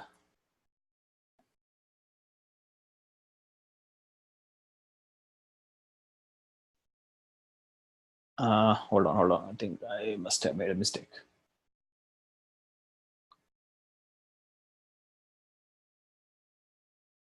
I think I made a mistake. I shouldn't be checking out master unless let me do this piece again. I think it confuses a little bit of the ideas. So what I want to do is I'll go back to that git checkout. So I'll talk about master later. So give me a second. Git checkout this, and git. Let's talk about master a little bit later. Not ready for that yet. So let's see git log. We have these two entries as you see them, and they basically correspond to these guys, 1 and 2. Those 2 entry points that we have as git to keep track of, that's what we now have handy. And our git log shows you information about those 2 entry points. Now what I want to talk about master later on, but for right now, you can see this git log in a visual fashion by running a piece of software from various places that runs software. Let's see if we have something here installed locally. I think I might have. So there is a software called GitHub software. And let me run it. So run it one more time. There is an update apparently that came. So this, you can see that the same idea that you see in the git log is showing visually shown to you in this software called, what's it called? GitHub software. The software itself is called GitHub software. It is available from github.com. GitHub for desktop, I think that's the name, GitHub for desktop. Just GitHub for Mac, that's what you will find it. So that's the software. I think it's called GitHub for desktop. So that's what you download for Windows or Mac or whatever you have, and you run it, and it will help you visualize whatever we are dealing with the command line. So the log shows up right here. The first thing I did 18 minutes ago was created an empty file called Nilesh. The next thing I did 9 minutes ago was fill it up with some content. That's the idea in terms of visually seeing the git log of things that happen to the folder, and every state is kept track of, right? Now here what you can do is, of course, go back and the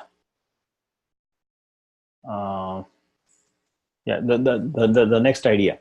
What I want to do is actually do collaboration. All I have been doing up until now is dealing with this file with me. And I'm the only one that is toying around between this number and that number. We have two things to deal with here. So let's go here in that location and say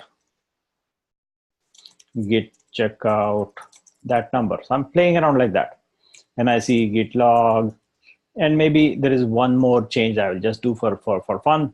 What I'll do is I'll go to Atom, or rather create 3 files in Atom right there, apart from this file called Nilesh. I'll create 3 more files right here, right now. So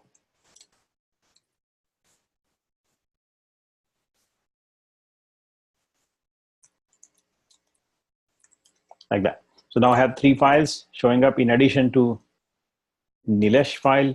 That Nilesh is captured, but the other 3 files I just created are not captured. So they're showing you in Git status. And you can see that there are 3 untracked files, 1, 2, and 3. And you want to do again the same idea here, which is add and commit. So you can see that I'm going to do that same idea right now, git add and then git commit. And the message I want to send is add 3 files. And then boom. Now I have to check git log, and I see the log right there. It has a head and the 3 numbers that I have now in my hand.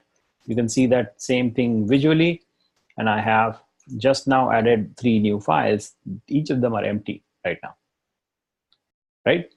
So that's the thing that I did on my local computer. What I want to now do is push these things out to a central location where you can also access it. And so that's the idea here. You can do this in using the software, but I don't like using the software. I like terminal. So I'll close that software. This is just me being Nilesh, nothing else. You can deal with the software yourself. It may be easy. I don't know. It is definitely not easy for me. So I don't go that route. I prefer command line. And so what I will do is in the browser window here, I will actually switch over to the Cloud Genius repository, and there I will create a new, and this is a misnomer. The name here should not be a repository. This name is a misnomer. It should actually be a placeholder for a repository. That's the right way to say this, the green button. It says click to create a new repository, but that's not the idea. The idea is you're actually creating a placeholder. You're not initializing it. So let's give it a name, some random name here, like that. This is the name of my folder. Actually, it was called new. You don't have to have that name. It can be any name. And it's going to be a public repository. And then I create the repository. So when I create a new repository, all I'm doing is creating a placeholder for a repository. I'm not actually creating a Git repository. That name is incorrect. But having understood that, let's see what happens next. So it's saying that it created a repository, but it actually didn't. All it did was it created a placeholder for me to put this repository in there, or any repository in there. So I have this repository called new. I want to make sure that I connect this with that. So you can actually connect like that and collaborate with other people. So, I want to actually give this to you, or maybe what I want to be able to do is do something different, which is kind of slightly, only marginally more meaningful exercise. So with that in mind, what I want to actually do is come out of this folder and get rid of it completely. So when I got rid of that folder completely, it is actually gone, and I don't have any track of it because I also deleted my .git folder along with the new folder. So it's completely gone right now. What I want to now do is actually come up with a meaningful exercise. It's very, very marginally meaningful. It's actually dumb, but I still like to do it. And the exercise will be something like this. We have a goal for us. The goal is for us to collectively create a folder. The idea is to collaboratively create a folder containing files with names A, B, C, all the way through Z. That's the exercise. So it's a very simple exercise. We need to have a folder, and we will like to have the folders will have names like these, a file called A, file called B, file called C, file called Z, like that. That's the folder I want to create. And I would like to create this collaboratively between all of us. And so what I would like to do now as the team lead is to divide this work in parts and maybe split among us. So let's do that. What I will do is actually begin doing this exercise on my side. So I'll again create a new folder called new. I'll go inside, and in there, I'll create a new file called touch A. Now I have created a file there called A. I will initialize Git repository. And then I have a Git repository that contains A and a .git folder. Now I will add the A file. And then I make a commit. And I'll pass in a commit message. I begin the exercise. Or rather, I'm simply saying I add A. That's it. That's my commit message. I check my git log. I see that there is this entry. And then I check git status, and I see that nothing to commit. Working tree is clean. I have a file that shows like this. It's called A. And I would like to actually push all of this into that GitHub location. So what I need to do is push an existing repository from the command line. So I will run this line in my folder. And what it does is establishes a remote connection to GitHub. Let's check. You see that there are two new links connected between this folder, Git repository, and GitHub. Those two links are a fetch link and a push link. These two new links are now remote connections between this folder called new and the location on GitHub, the placeholder right here. So with that done, I will now push my content from here over to GitHub. Here it goes. So it says, are you sure you want to connect to GitHub? And I'll say, yeah, go ahead, do that. And so it is pushing right now whatever I have in my folder onto the GitHub location. So now let us go see what do we receive on the GitHub side. So on here, we should just go to the new location, and we see that what we expected to see, which is right there. I now have a folder containing a file called A, and I added A. That's the message I had in my log. If you remember, I add A was the log message, and I had this hashtag. This hashtag corresponds to the actual commit hash that I created by this commit action. And that hash is D2 echo delta 235, delta 2 echo delta 235. That's the number. We can match that number item by item right here on GitHub. And that number is right there, D2 echo delta 235. That's the commit that I did. The full hash for that commit actually is not just D2 echo delta 235, but all of this.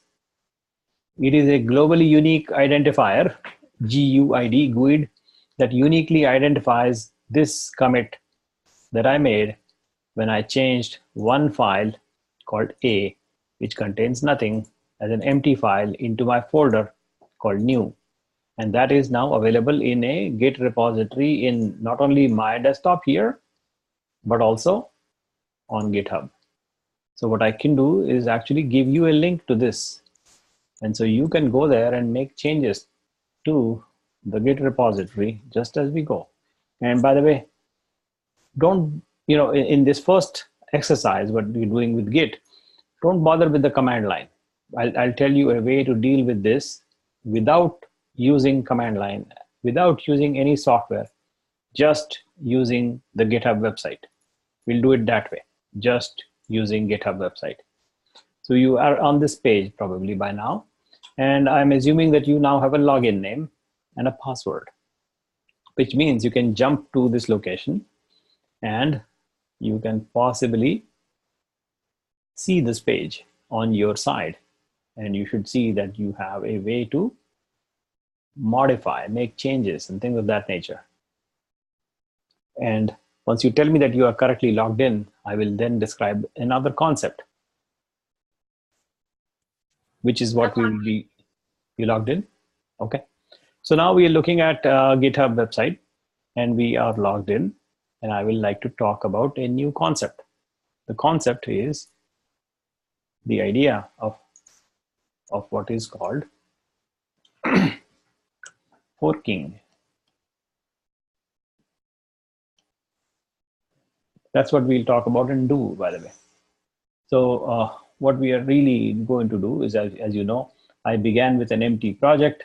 Then I added a file called A, and then I took a git commit, git add, git commit, and I have a hashtag here called What's the number? Is D2ED2. That number is important, but don't have to remember it. It's just there for you. That's this number I'm talking about. This number, commit hash. And I did this 5 minutes ago. And you know that the blame is me because it has my name there. And it says I added A as the message. So you know that you have, and this is where you are, and you are on this page. So what I would like you to do, just like I am building my Git repository here on my computer, and I pushed it to GitHub, what you can do is on your computer, go to the same GitHub website and fork it. There's a fork button right there. Fork it. So when you fork, you get the exact replica of the same thing in your account.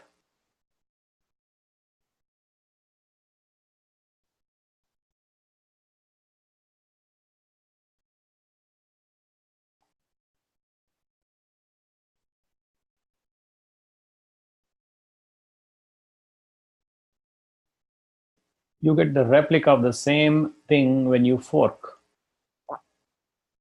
So I would like you to fork it. And when you do, it's as simple as clicking this button right there. And when you do, you will see that Emily has forked it. So now when Emily has forked this repository, Emily also has the same exact structure with the same exact hashtag right there. And now what Emily can do is modify and add other elements like B and C and like that. You can do, by the way, you can do multiple things in one shot. You can create multiple files. Let's go to begin with one. Let's say in this folder, there is a button to create a new file. So just use that button to create a new file and click, and that will allow you to create a file called B. And then you basically save it. You'll see the save button. When you save it, you're basically creating a commit. And when you commit, I don't have it. So on my side, don't have it. So you need to request me to pull. And you will see what I'm talking about. Carefully listen to the words that I'm using. It will be called a request to pull. So let's go create this file first, and then we'll talk about it. Let's go see what Emily has done. Emily has. So I just went to create file. I called it B, and then do I click commit? Yep, commit. File? Yep, commit it. Okay. So when you commit, commit directly to master? Yes. Yes. Okay. So now I see that Emily has created a file called B right there. So we now have a commit that Emily just made. It has a number called 4F9 Delta Charlie 57. Emily, just now. Now the position right now is that I don't have that thing in my side yet. So what Emily can do is request me to pull. It is called a pull request. And when Emily cannot actually modify right here because it is not controlled by her. This is controlled by me. This is controlled by her. It is her fork. So the only way she can actually impact a change here and actually send her commit hash to me is by requesting me to pull it. That thing is called a pull request. So you can possibly see that there is a button somewhere showing up that says, send a pull request or something like that. Maybe a new pull request. Like that. Yep. So I see that. Yeah, you use that to send me a pull request. So create pull request. And then it brings up the file where I guess it looks like I can add more information. Yeah, you can just fill it out in natural English language, whatever you feel like, and just send me a pull request. So you will see what you're doing, and you will see on my side what happens. Okay. All right, I clicked it. Okay. So when you click, I should receive a request from you, and now I have a request. So what I can do is examine that request with the team. Everybody will look at what you just sent me, a pull request, and we will review it together. And let's go review. So Emily says that she has added a file called B. Let's go see the file itself. The file looks like nice letter B, and it is empty. Oh, it is not empty. It is called, this is B file. That's fine. That's a good file. I think I would like to have that in the main repository. So I would like to actually accept this pull request. And so what I'll do is go back to our team settings and understand that there is this request from Emily that I want to actually accept. So I will say, this pull request, I would like to merge it into the main structure I have here. So when I click the merge button, I'm actually accepting this pull request. So I'll say merge the pull request and confirm. So when I merge it, now I have this exact change that Emily did shows up right here as B with the same hashtag that I now have. So in my repository called new, there is this hashtag that is the item called B created by Emily as the contributor has popped up, and I now have it in that changes she made are now available in my repository. Awesome. Now what I'll do is go back to command line, and here on my laptop, or actually it's a desktop, I want to pull the changes from GitHub down to my machine. If I look at my folder right now, I see that I only have A. And if I say git status, I see there is only one. Sorry, git log, it shows there is only one change, which is I add A. And I don't have the B yet. But I know I have this B here because I accepted a pull request and merged this change into my tree. So now I have that, but I don't have it locally. So what do I need to do? Pull. I need to pull my changes back to my computer. So I can say git pull, and it pulls. So now I have it. So I have A and B, and I can check git log, and I see there is a create B entry created by Emily, and that the hashtag was 4F9, that number here. And then I take that change because she requested a pull request. And so she sent a pull request at that time. So I then merged it into my master, which generates a different hash, basically incorporates the changes into my tree. And now I have those changes into my repository also available to me. And that's what you see in the git log right there. There are 3 items, 1, 2, and 3. For me, there are 3 items. For Emily, there are only 1 and 2, but the contents are identical. The content of my folder here and your folder here are identical. And we can keep collaborating like this. But what I can do is maybe do this on the command line for me, and you can keep using the browser until you feel comfortable with the command line. You can jump on the command line later. But what I want to do now is actually touch C and D, E, F, G, H, I, J, K, L, M, N, O, P, Q, R, S, T, and leave the rest.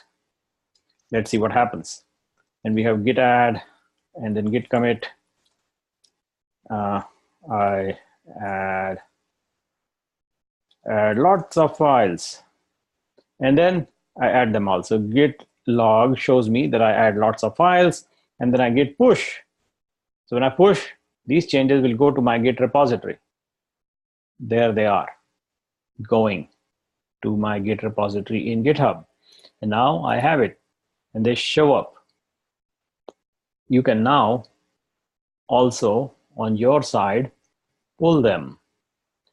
Simply visually understanding what's going on is like this. Let's go make it fit width. And so visually what's going on is that on my side, I have this desktop that I'm using. I have a command line terminal, and that's my tool of choice. So I begin right here, actually beginning with nothing. Then I create a, and then I just wait.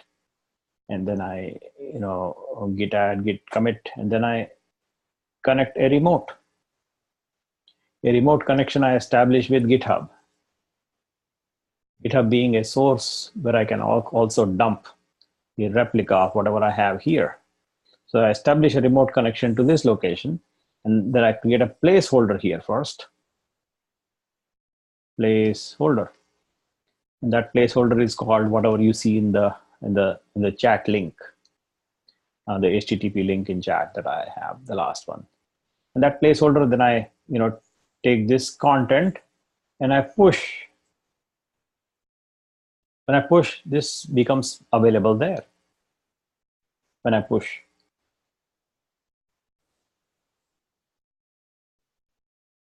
And then, you come along and you fork. So when you fork, you have the whole thing available to you. Just like Lesh. Yes. Sorry, I'm not seeing the commits on my end here. Okay, let's see your, share your desktop so we'll see what's going on. I may have missed something here, but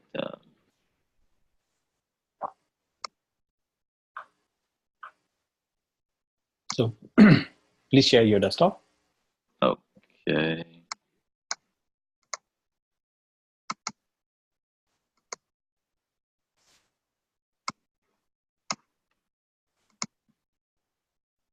So I was kind of playing around with it here, and yeah.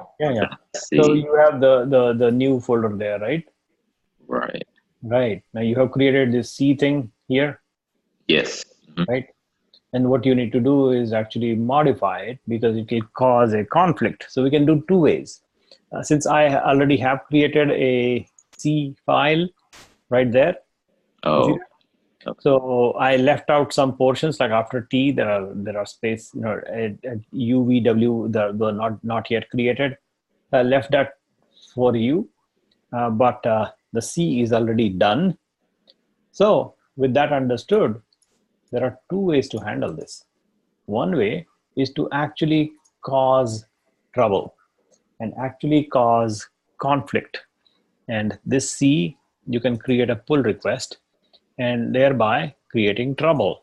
And that's okay. Trouble is not bad. It's just something to understand. How do you cause trouble? And then how do you avoid causing trouble? All of those things are basically, that's how people collaborate, right? So this is the way you are actually going to generate a conflict. And let's create some. So I've created a conflict, and that it says there's no conflict with the base branch. That is not true. And so let us see if we can look at pull requests received here. And there we have create C, and that pull request has no conflict. How come no conflict? Is your C capital or lowercase or what different? I think it's lowercase. Lowercase. And what do I have? Lowercase. Yeah, so there is no conflict because both the files are empty. That's why there's no conflict. So now you understand what I'm talking about. Let's go back to your fork, and let us create conflict. So right now you have pushed, and there is no conflict because your file C and my file C matches with the content being empty for both of them. Therefore, there is no conflict. Okay. Because both of them are empty. So you can, rather I can actually accept the pull request and nothing will happen because your file is empty, my file is empty, and there is no conflict. So how do you create conflict? If you want to create conflict, you have to actually change something. And so the change will involve you creating a file that is different, or rather, let's go conflict with the file that Emily has something written down in the file B. So let's go read that file. The file has this content. This is B file. That's Emily's change that I have actually accepted into the main repository. And so what I want to now do is go to your side here and deliberately make a file that will cause trouble. And we will create trouble by creating a file called B and filling up with something that is different, like different. And then commit. And then create pull request. And in that pull request, what I want to do is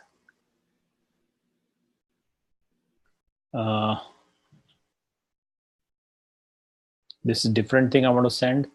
And so I will say view pull request. I think I'm not on the right location. So let's go back. Let's go back on Cori. I want to create a new pull request. So base fork is this and head fork is this, view pull request. Yeah, so now it has conflicts. So we cause that conflict. We can resolve the conflict. Actually, I can resolve the conflict. You cannot, because you don't have permission to modify my folder. And so what I will like to do now is deal with this conflict later on, just a minute later. Let me, when I go back to my desktop. In the meanwhile, what I would like to do is while I am on your computer, I will generate more new content. For example, T, U, and for example, U is a good file to have. We don't have it yet. So we'll commit that new file and then send this U over as a new pull request. And you can view the pull request. So the pull request will automatically flow through. And now I will switch over to my desktop. So I'm giving a remote control and asking you to stop projecting and projecting my desktop. And there it goes. And you should see in my desktop the same thing, but where I can make modifications to it because I have permissions to modify this. And you will see that there are some pull requests that have come up. The person who sent that pull request actually has sent us 3 items.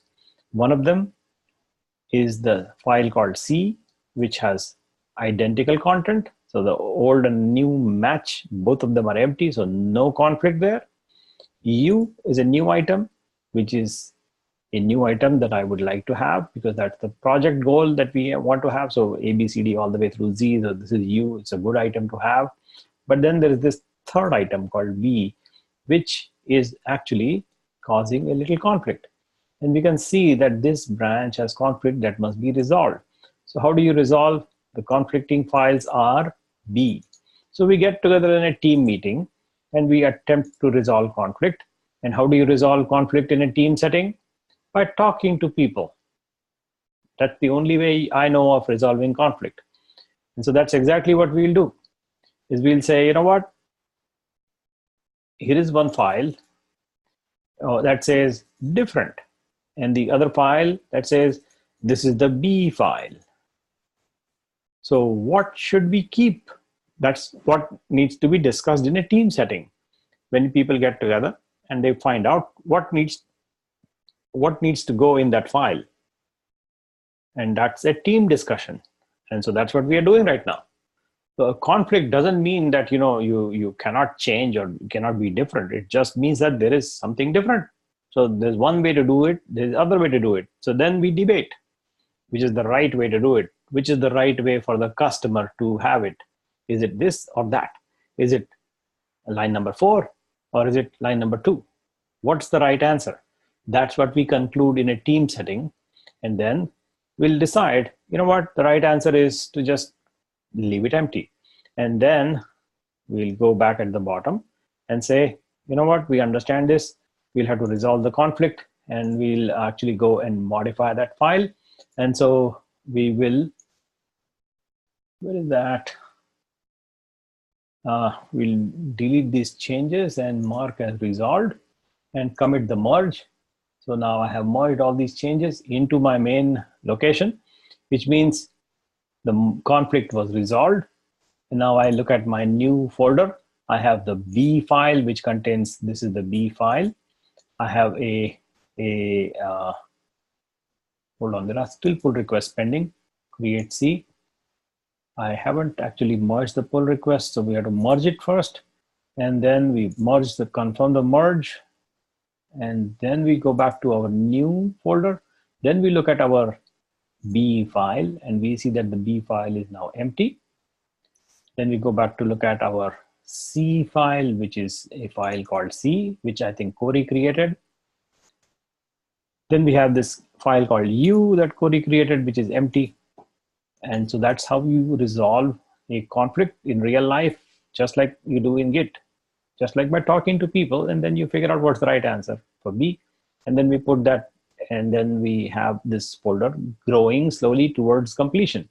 Now, to complete this exercise, what I would like to do is just pull whatever you have in Git repository. So the changes come down. Now I have all the way A through U available in my location. So I can just touch more files, V, W, X, Y, and Z, and then git add, and then git commit.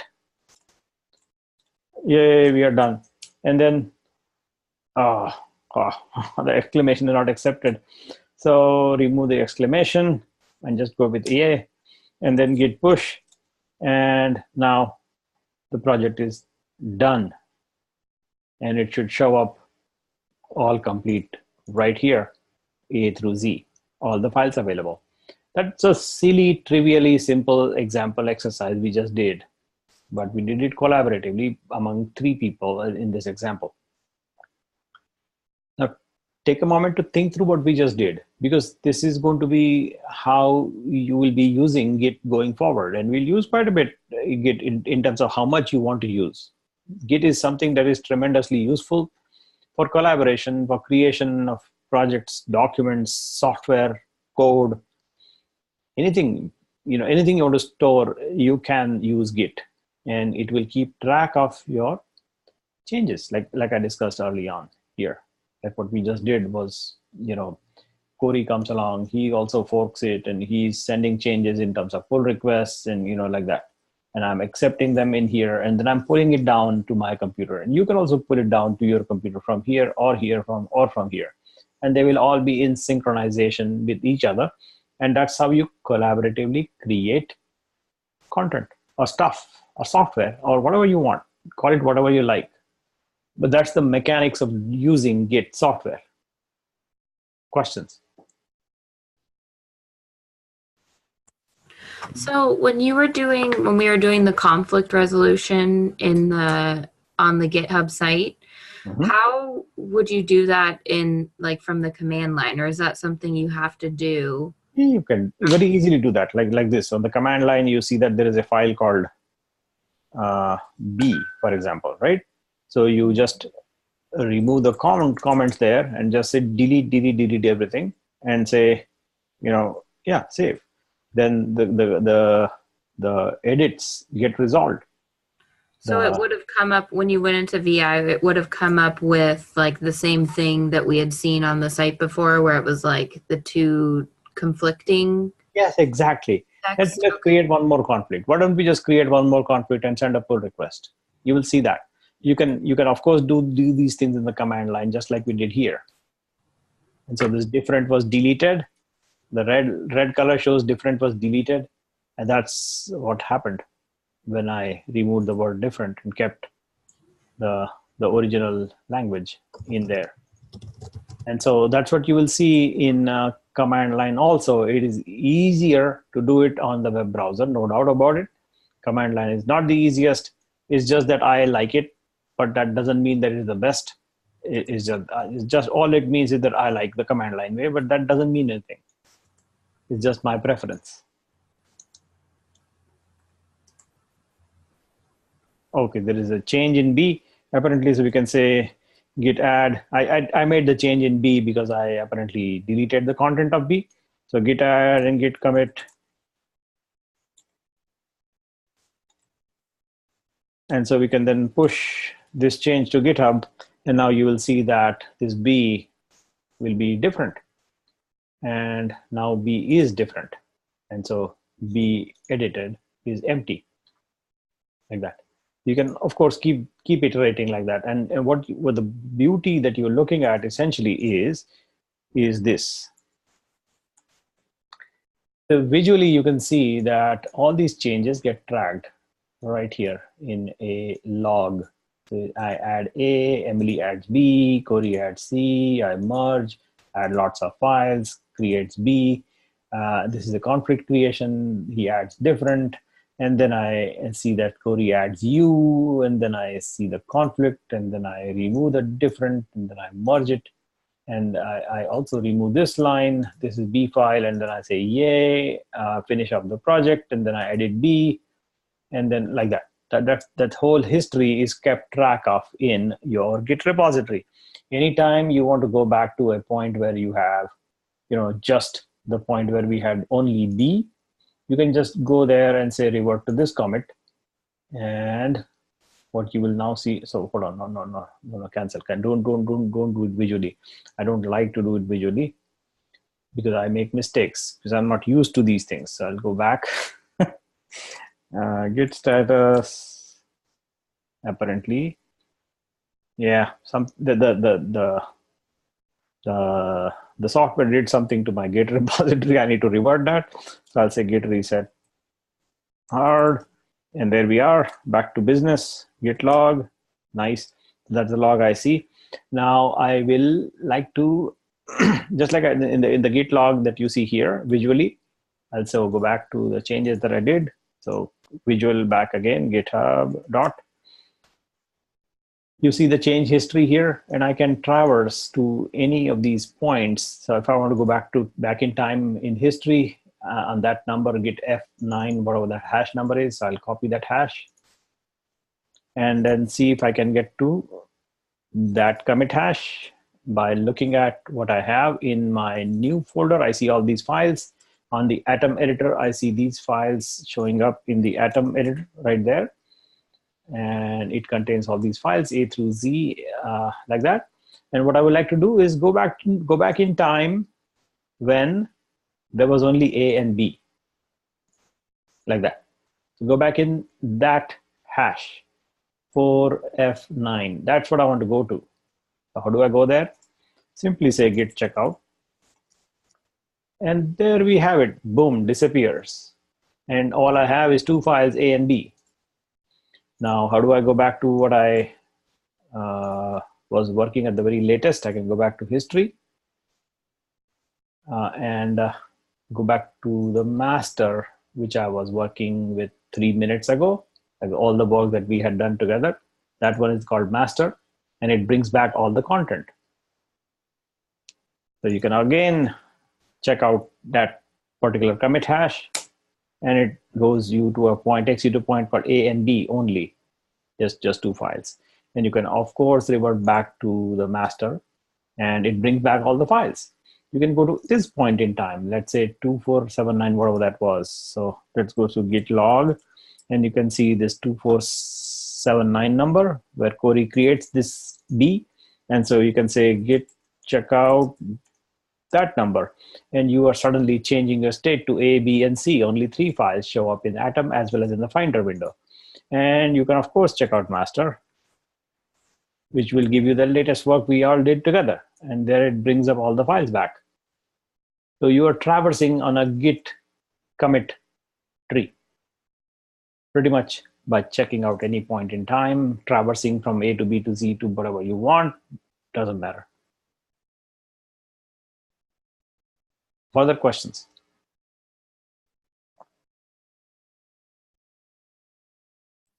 So I'm on the GitHub site, and I'm trying to figure out how to get like fork it again, I think is the term. Because I know in the master we have all the files, but when I go to like Emily Gleisberg /new, there's only 2 still. So how do I get them all showing on my screen? I don't know if that makes sense. Yeah, it does. It does. So there are multiple ways of accomplishing this same thing. One of them is to the crudest way of doing this is to just delete this Emily Gleisberg new and go back to the original location and fork again. That's the crude way of doing things. But there is a better way.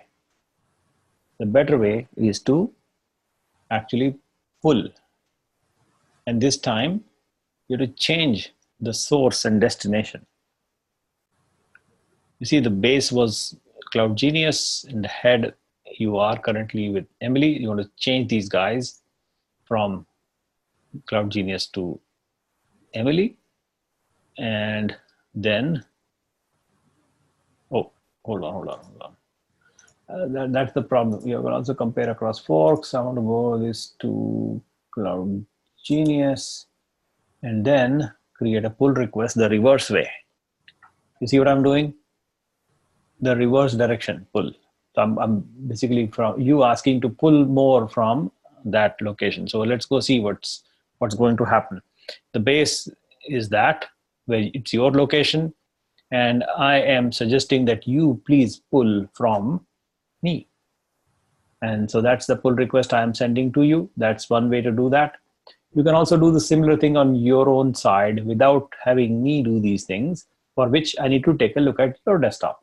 So I will stop sharing and have you share your screen as to see what do you see. It will be very similar to what I just showed you, but then you can do it yourself. So let's go look at your screen and understand what's going on. I'll request a remote control and let's see what happens. So here you want to be able to, so the crude way is to delete this.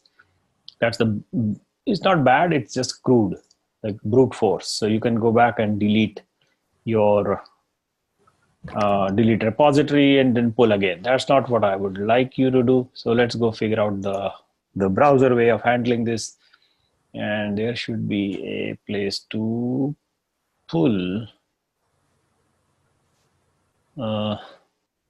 again from here. Request base. Where is that? Hold on, go back. I'm visually challenged when it comes to visual tools because I don't use them. So is it the pull request that's underneath clone or download? Is that the same place? Yeah. Try that. Underneath, right? Next, yeah, that should be it. So we have to change these guys, and let us see. We can go with Emily Cloud Genius here, and now back. Let's go change this one to Emily. No. So compare across forks. Let's go see that. And now we will go this to Cloud Genius. And now we create a pull request. You see what I'm doing? This should do it. And this will do it. I'll let you do it again. So let's go back.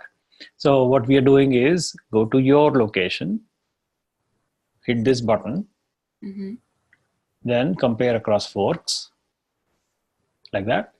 And there you switch over to Emily here and compare across forks one more time and keep Cloud Genius here. And then you see the changes, 25 files changed. You want to pull them and you can say, get me the latest. And you create a pull request for yourself and it should pop up right there. And that's the pull request that you can just merge. And then you confirm. And then you have the whole thing for you, like that here. Okay. It was a little bit convoluted. Yeah. Yeah. I see what you mean about, command line versus doing it in the on the site, but I just was curious how to actually get it done. So it looks like you just have to click that compare across forks link Yes. a couple times. Yeah, correct. Okay. Compare across forks, and there you get to the pull request, compare across forks, like that, and then you have to play with these guys. So basically, the source and destination has to match. And look at this arrow here. That will indicate what will happen. Where will the changes flow from this to that? That arrow will indicate. Okay, that makes sense. Okay.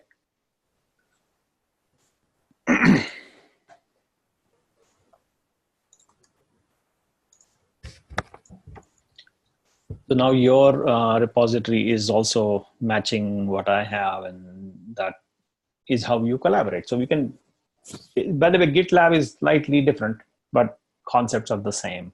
They will have different look and feel. You will see it. You have GitLab in your companies, so you will see that when you use it internally. So now what I want to talk about is, okay, we got the Git part at least going. We understand it a little bit, not too much. We have, by the way, just barely scratched the surface using Git. Git is fairly complex, and you can get by with 80% of things you want to get done with just what we did today.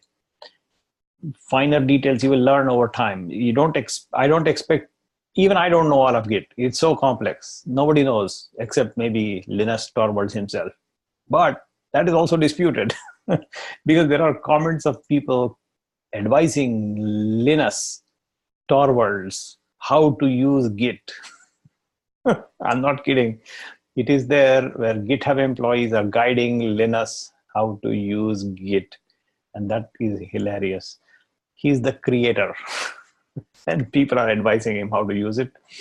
That's how fun of open source is that, people learn from each other, and I'll point out to you where exactly this thing is happening, somewhere in GitHub, where the Linux kernel is stored.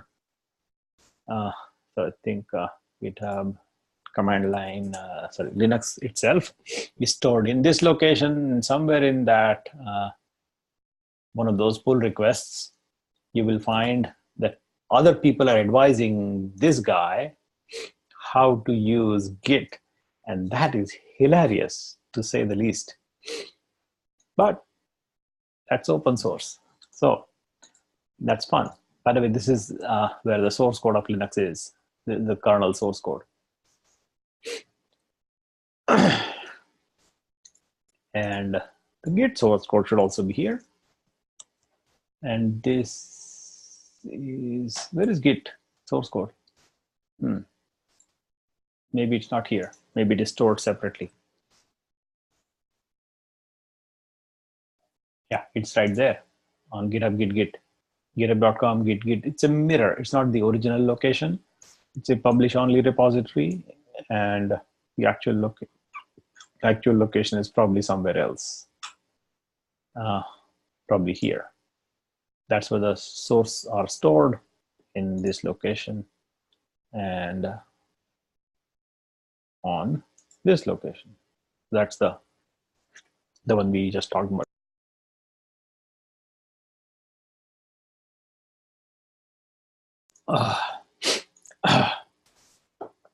So now we have understood somewhat, not to the great extent, not to the deepest levels, just barely scratch the surface of what is Git, how do you make use of it. Having understood that piece, let us see how does a software developer throw is my word. Don't use it. So I would just want to prepare some software package, and put that in a Git repository, and then throw it over to this platform as a service. That's what I want to do. So I write software and I say, okay, you run it now. And so I just throw it. And when they run it, that becomes my software as a service, because I wrote the software. So it is now running on this, which runs on top of infrastructure as a service of some sorts. So for example, Amazon Web Services, Heroku example, and then this is my software as a service. Because I'm the developer of the software, I put my software in a Git repository and I say, boom, throw it. So what this throw action actually is not a throw action, but a push action.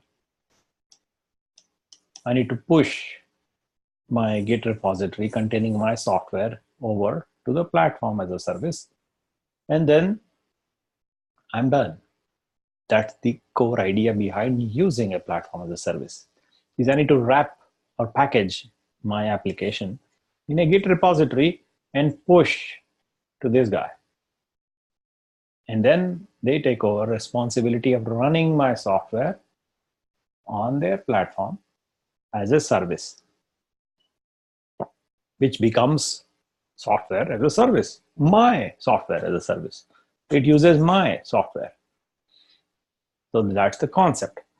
Now comes a lot of constraints to think about and a lot of things to worry about, because when I'm writing software, I'm typically writing some software in some programming language.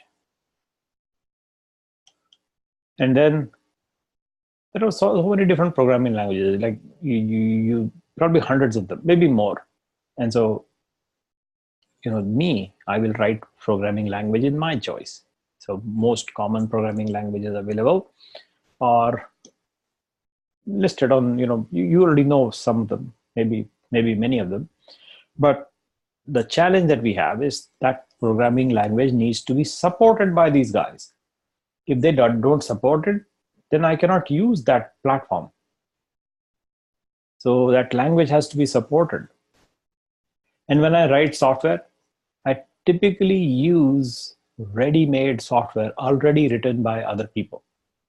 And then I write my software on top of that using the other software. For example, this thing called, let's pick a programming language as an example. Let's pick some language. So let's go to languages Heroku supports. Heroku supports what languages again? So according to Heroku.com, the languages with first-class support are all these guys. Okay, there is a website dedicated to that. And then here is the list of all the languages it supports. And the languages are, or rather I should say, the backend is Node.js, which is JavaScript language. This is your Ruby language, Java language, PHP language, Python, Go, Scala, Clojure. Those are the languages that are first-class support. Others are not. Others are supported through build packs. So it's second-class support. So I would stay focused on first-class support. So where I would really be using these guys in production, and I would write my program, my software in any of these methods.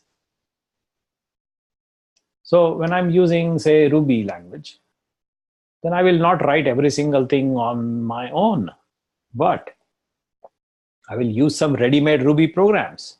For example, this software, or rather this website called GitHub, and this website called Twitter, and this website called, there are a bunch such websites. These websites are all written, or rather originally they were written through using Ruby language. And Ruby is a programming language. And you can use Ruby much more efficiently if you use ready-made Ruby software that is written by other people. And that ready-made software is available in a place called Ruby Gems.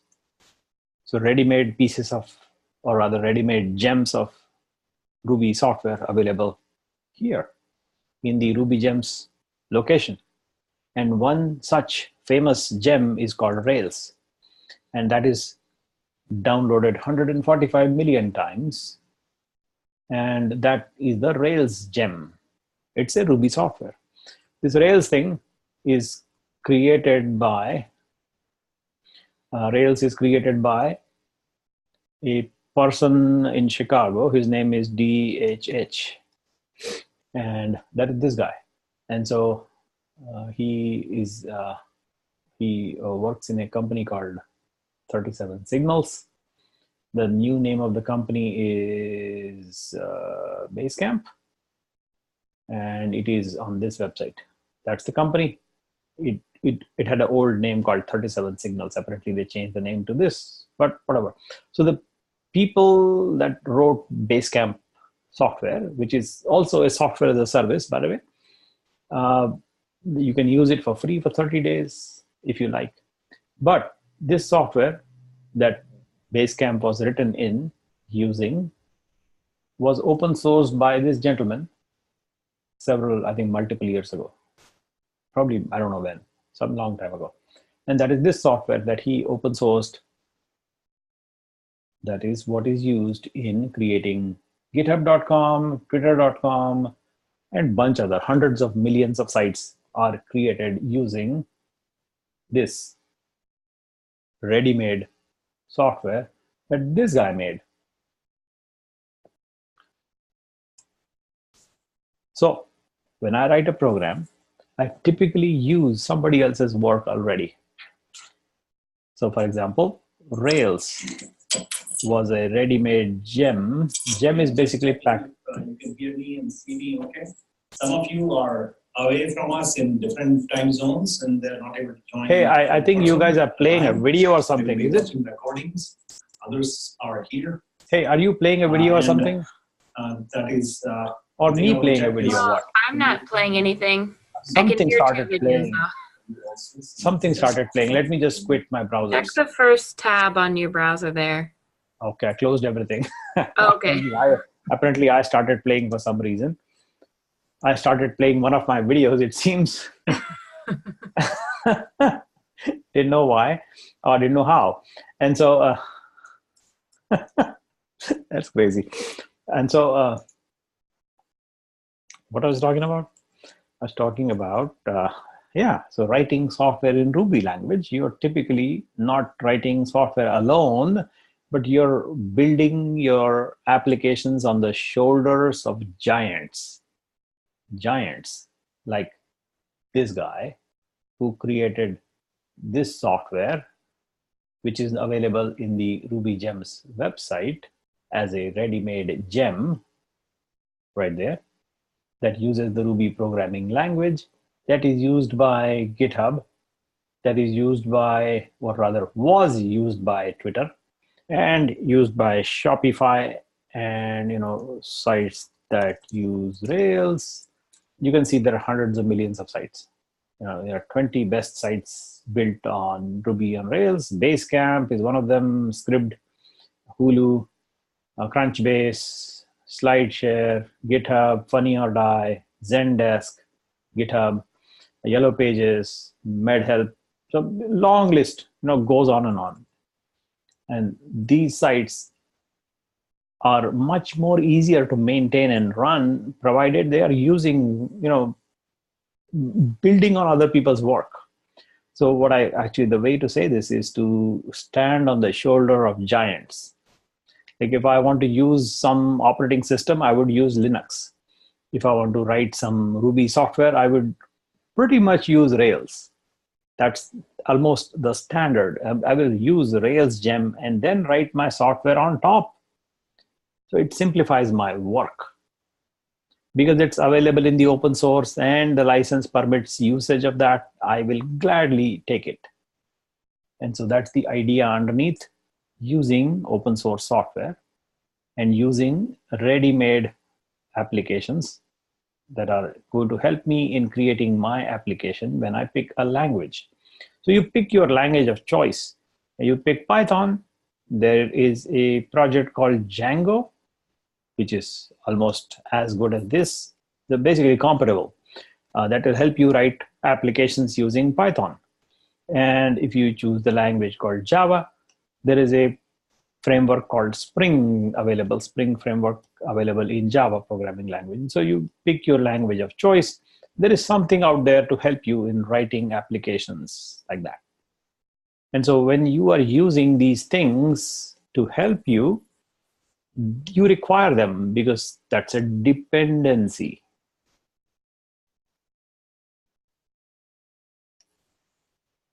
right? So something that you need to have to run your software needs to also be available here on the platform as a service. So you need to have a system in which you dictate that, hey, platform as a service, listen, when I'm going to send you or rather push you my Git repository with this language, I would like to specify a list of these things. By the way, it's a long list of things that I need. And I would like you to make that thing available here when you run my software, because that's what makes it run like this. And so we have to give it a list of dependencies. All the things that I need for me to run my software on my laptop here is a list. So when you run my software on your platform as a service, please make sure that you meet the dependency list. So you have to give them a list. And you put that list in the Git repository right there. And before you push, if you don't provide the list, the platform as a service will have no idea what do you want to do with it. So it will not be able to run. And so the underlying concept is that you write your software and you write your list of dependencies, and then you put all of that in a Git commit. And when you're ready and you feel comfortable with it, you push. But you push not to GitHub. Again, you push not to GitHub, because GitHub is a place to store code. You want to push from your laptop. You want to push to Heroku, because Heroku will also receive a push, but it will not just store code. It will not just store code, but will run your code for you.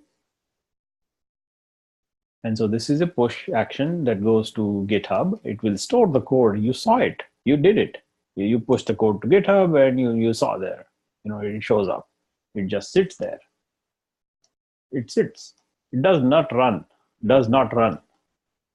Here, if you push, it will store the code and not be visible to public. It will be hidden from view, but it will absolutely run the code. That's what you want from platforms as a service like this. And so that's the underlying concept. Now, what I would like you to do is make sure that just like you had a GitHub account, that you also create a Heroku account for the next time. We'll actually build an application using Ruby language, using the Rails framework, just those same guys, Ruby language, Rails framework. We'll create an application, and then we'll put that list of dependencies and put all these things in a Git commit, in a Git repository, and then we say Git push, but this time push it to Heroku. And when you push it to Heroku, you will see that your application is running for real right here, available. It will be a very simple, trivially simple application, but that is all the steps that required in that are already written down somewhere here. Where is that? Somewhere here, all the steps are written down for you. So go to the technology section, scroll down all the way down. Let's go find it. Yeah, that should be it. So this Git basics thing, like we just did today, there is a write-up here called Let's Get It Right. There's a typo. Actually, it's not a typo. It's a joke. Let's get it right. Maybe it's a Texan way of saying git. Get. I don't know. I'm trying to learn different accents, including the Indian accent. The get it right thing. And then we have the platform as a service hands-on exercise right there, beginning at that point. It's a short exercise, but you will get to understand it. We'll also begin to explore a little bit of this thing called Docker containers that will give us a good understanding of what the technology is. Docker actually began using let's see, what was it called? .cloud. Yeah, that was the name. So it began like a company that was platform as a service in its origins, but then at some point, the cloud service that gave birth to Docker is shutting down. So the .cloud company shut down, and it became the Docker company. And that is this company that you know of or heard of. And we'll do some hands-on exercises with that to help us understand what is Docker, because like everybody and everything in technology these days runs in containers, and Docker is a container technology. And so that is what we will also discuss a little bit the next time, which will give us a good understanding of what these things are. And we'll use these things in the third segment. I think Docker we'll use quite a bit in the third segment. In the second segment, we'll actually go a little bit deeper with 3 technologies. Those are Ansible, Chef, and Docker. And then we will go deeper with Docker in the third segment. We'll go elaborate. So what I need you to do is to focus your attention on making sure that your concepts are understood very clearly. If you don't understand something, please bring it up on a message to me. We'll do a one-on-one if you need to, but I would like you to, let me say this again. In this website, you will find there are lots of things written down that I may or may not have covered, but go through it. It'll help you understand what I have discussed, or maybe what I have not discussed. More important than that is the idea that I would like you to make sure that you are clear with some of the core concepts, and I will elaborate on that. I think hold on, let me see the dates that we have for cloud technologies. I think it's the session number 8 starting up next time. Is that right? Let me calculate. I always don't remember these things. So let's go to the calendar, and that's where you will find that today is October 8th. Is that right? Yes. Is it? Yes. And so October 10th, we will have another cloud technologies discussion, which is when I will go over in the platform as a service exercise hands-on, and I'll describe as we go along. I'll also cover a little bit of Docker there to help us understand the capabilities of what Docker technology provides. It is actually nuts and bolts these days for everything people do in the context of using cloud. So we need to understand that from a concept perspective, and then we will jump over to using Chef, Ansible in this segment, and a little bit of Docker again in the DevOps segment. And then we'll build our understanding towards building out comprehensive architectural examples in what we are going to deal with from actual deployment perspective. You will see more examples of that. You should have access to this segment and this segment already in your DevOps and architecture segment. You should already have access to all of it. You should review them whenever you find time. And let's do a quick recap. The things that you want to really pay attention to in cloud technologies segment is the VPC portion. Make sure that you clear with that. Make sure that you really, really understand the nuts and bolts of everything that goes in constructing a VPC, especially the networking capabilities, the subnets, the routing, the security groups, those kind of things. You need to really understand that. Don't miss on it. If you miss, I will do it again with you. No worries. I have no problem doing that. I don't want you to miss any concept in the VPC exercise that I did. I think I spent 2 days on that. So don't miss on that. That is, I think, the most important thing I want you to focus on. Second thing is to understand this Git concept clearly, at least the concept level, which I hope you do. I hope. But if you don't, tell me, please. I will clarify.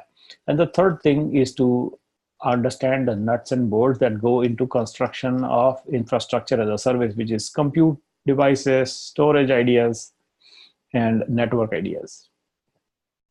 Those, I think you got that piece. I think you understand those pieces.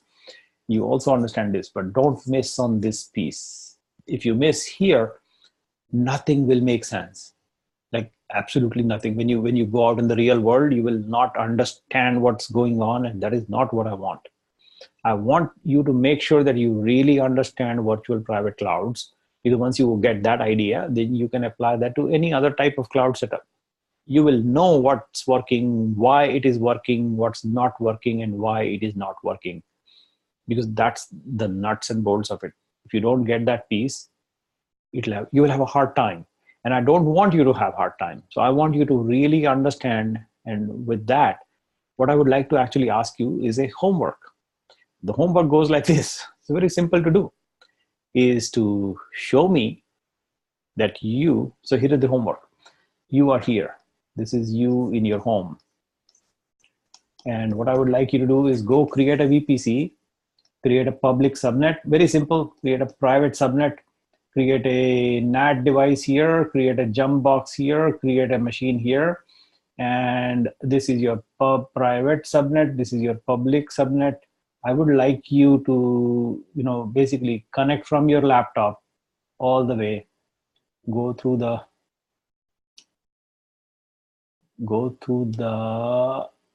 jump box and connect to this machine and show me that you are able to update the machine like that. Gateway. Through the gateway, I want you to update this machine, or just ping CNN.com or ping some random website. Yeah, by CNN, any site. Ping some site from this machine. That's what I would like you to do. And this is connecting to the internet outside. That's what I would like you to sit in your home, get to the jump box, and through the jump box, connect to a machine and show me that you can ping some random website. That's the exercise. That's the homework. And I would like you to show it to me like you did it for real. That's the assignment. So do it. I think that's the most important action, is to doing it. So please do that. And again, if you don't like this homework, tell me that the homework is dumb. I'm not doing it. That's okay. I'll find something more interesting for you if this is not interesting. But I definitely want you to do it. So please connect through the jump box to the machine and make sure that the machine is able to flow its traffic through the NAT, through the gateway, onto the internet, and have it successfully ping. Take a screenshot, send it to me. If you get stuck, call me. I'll help you. That's the deal. And so with that, I will now focus on Corey and get his machine to work. So let's do that, Corey. I will now stop recording and focus on Corey's laptop to get it to work. I think apparently there's some issue there. So I am stopping to record right now.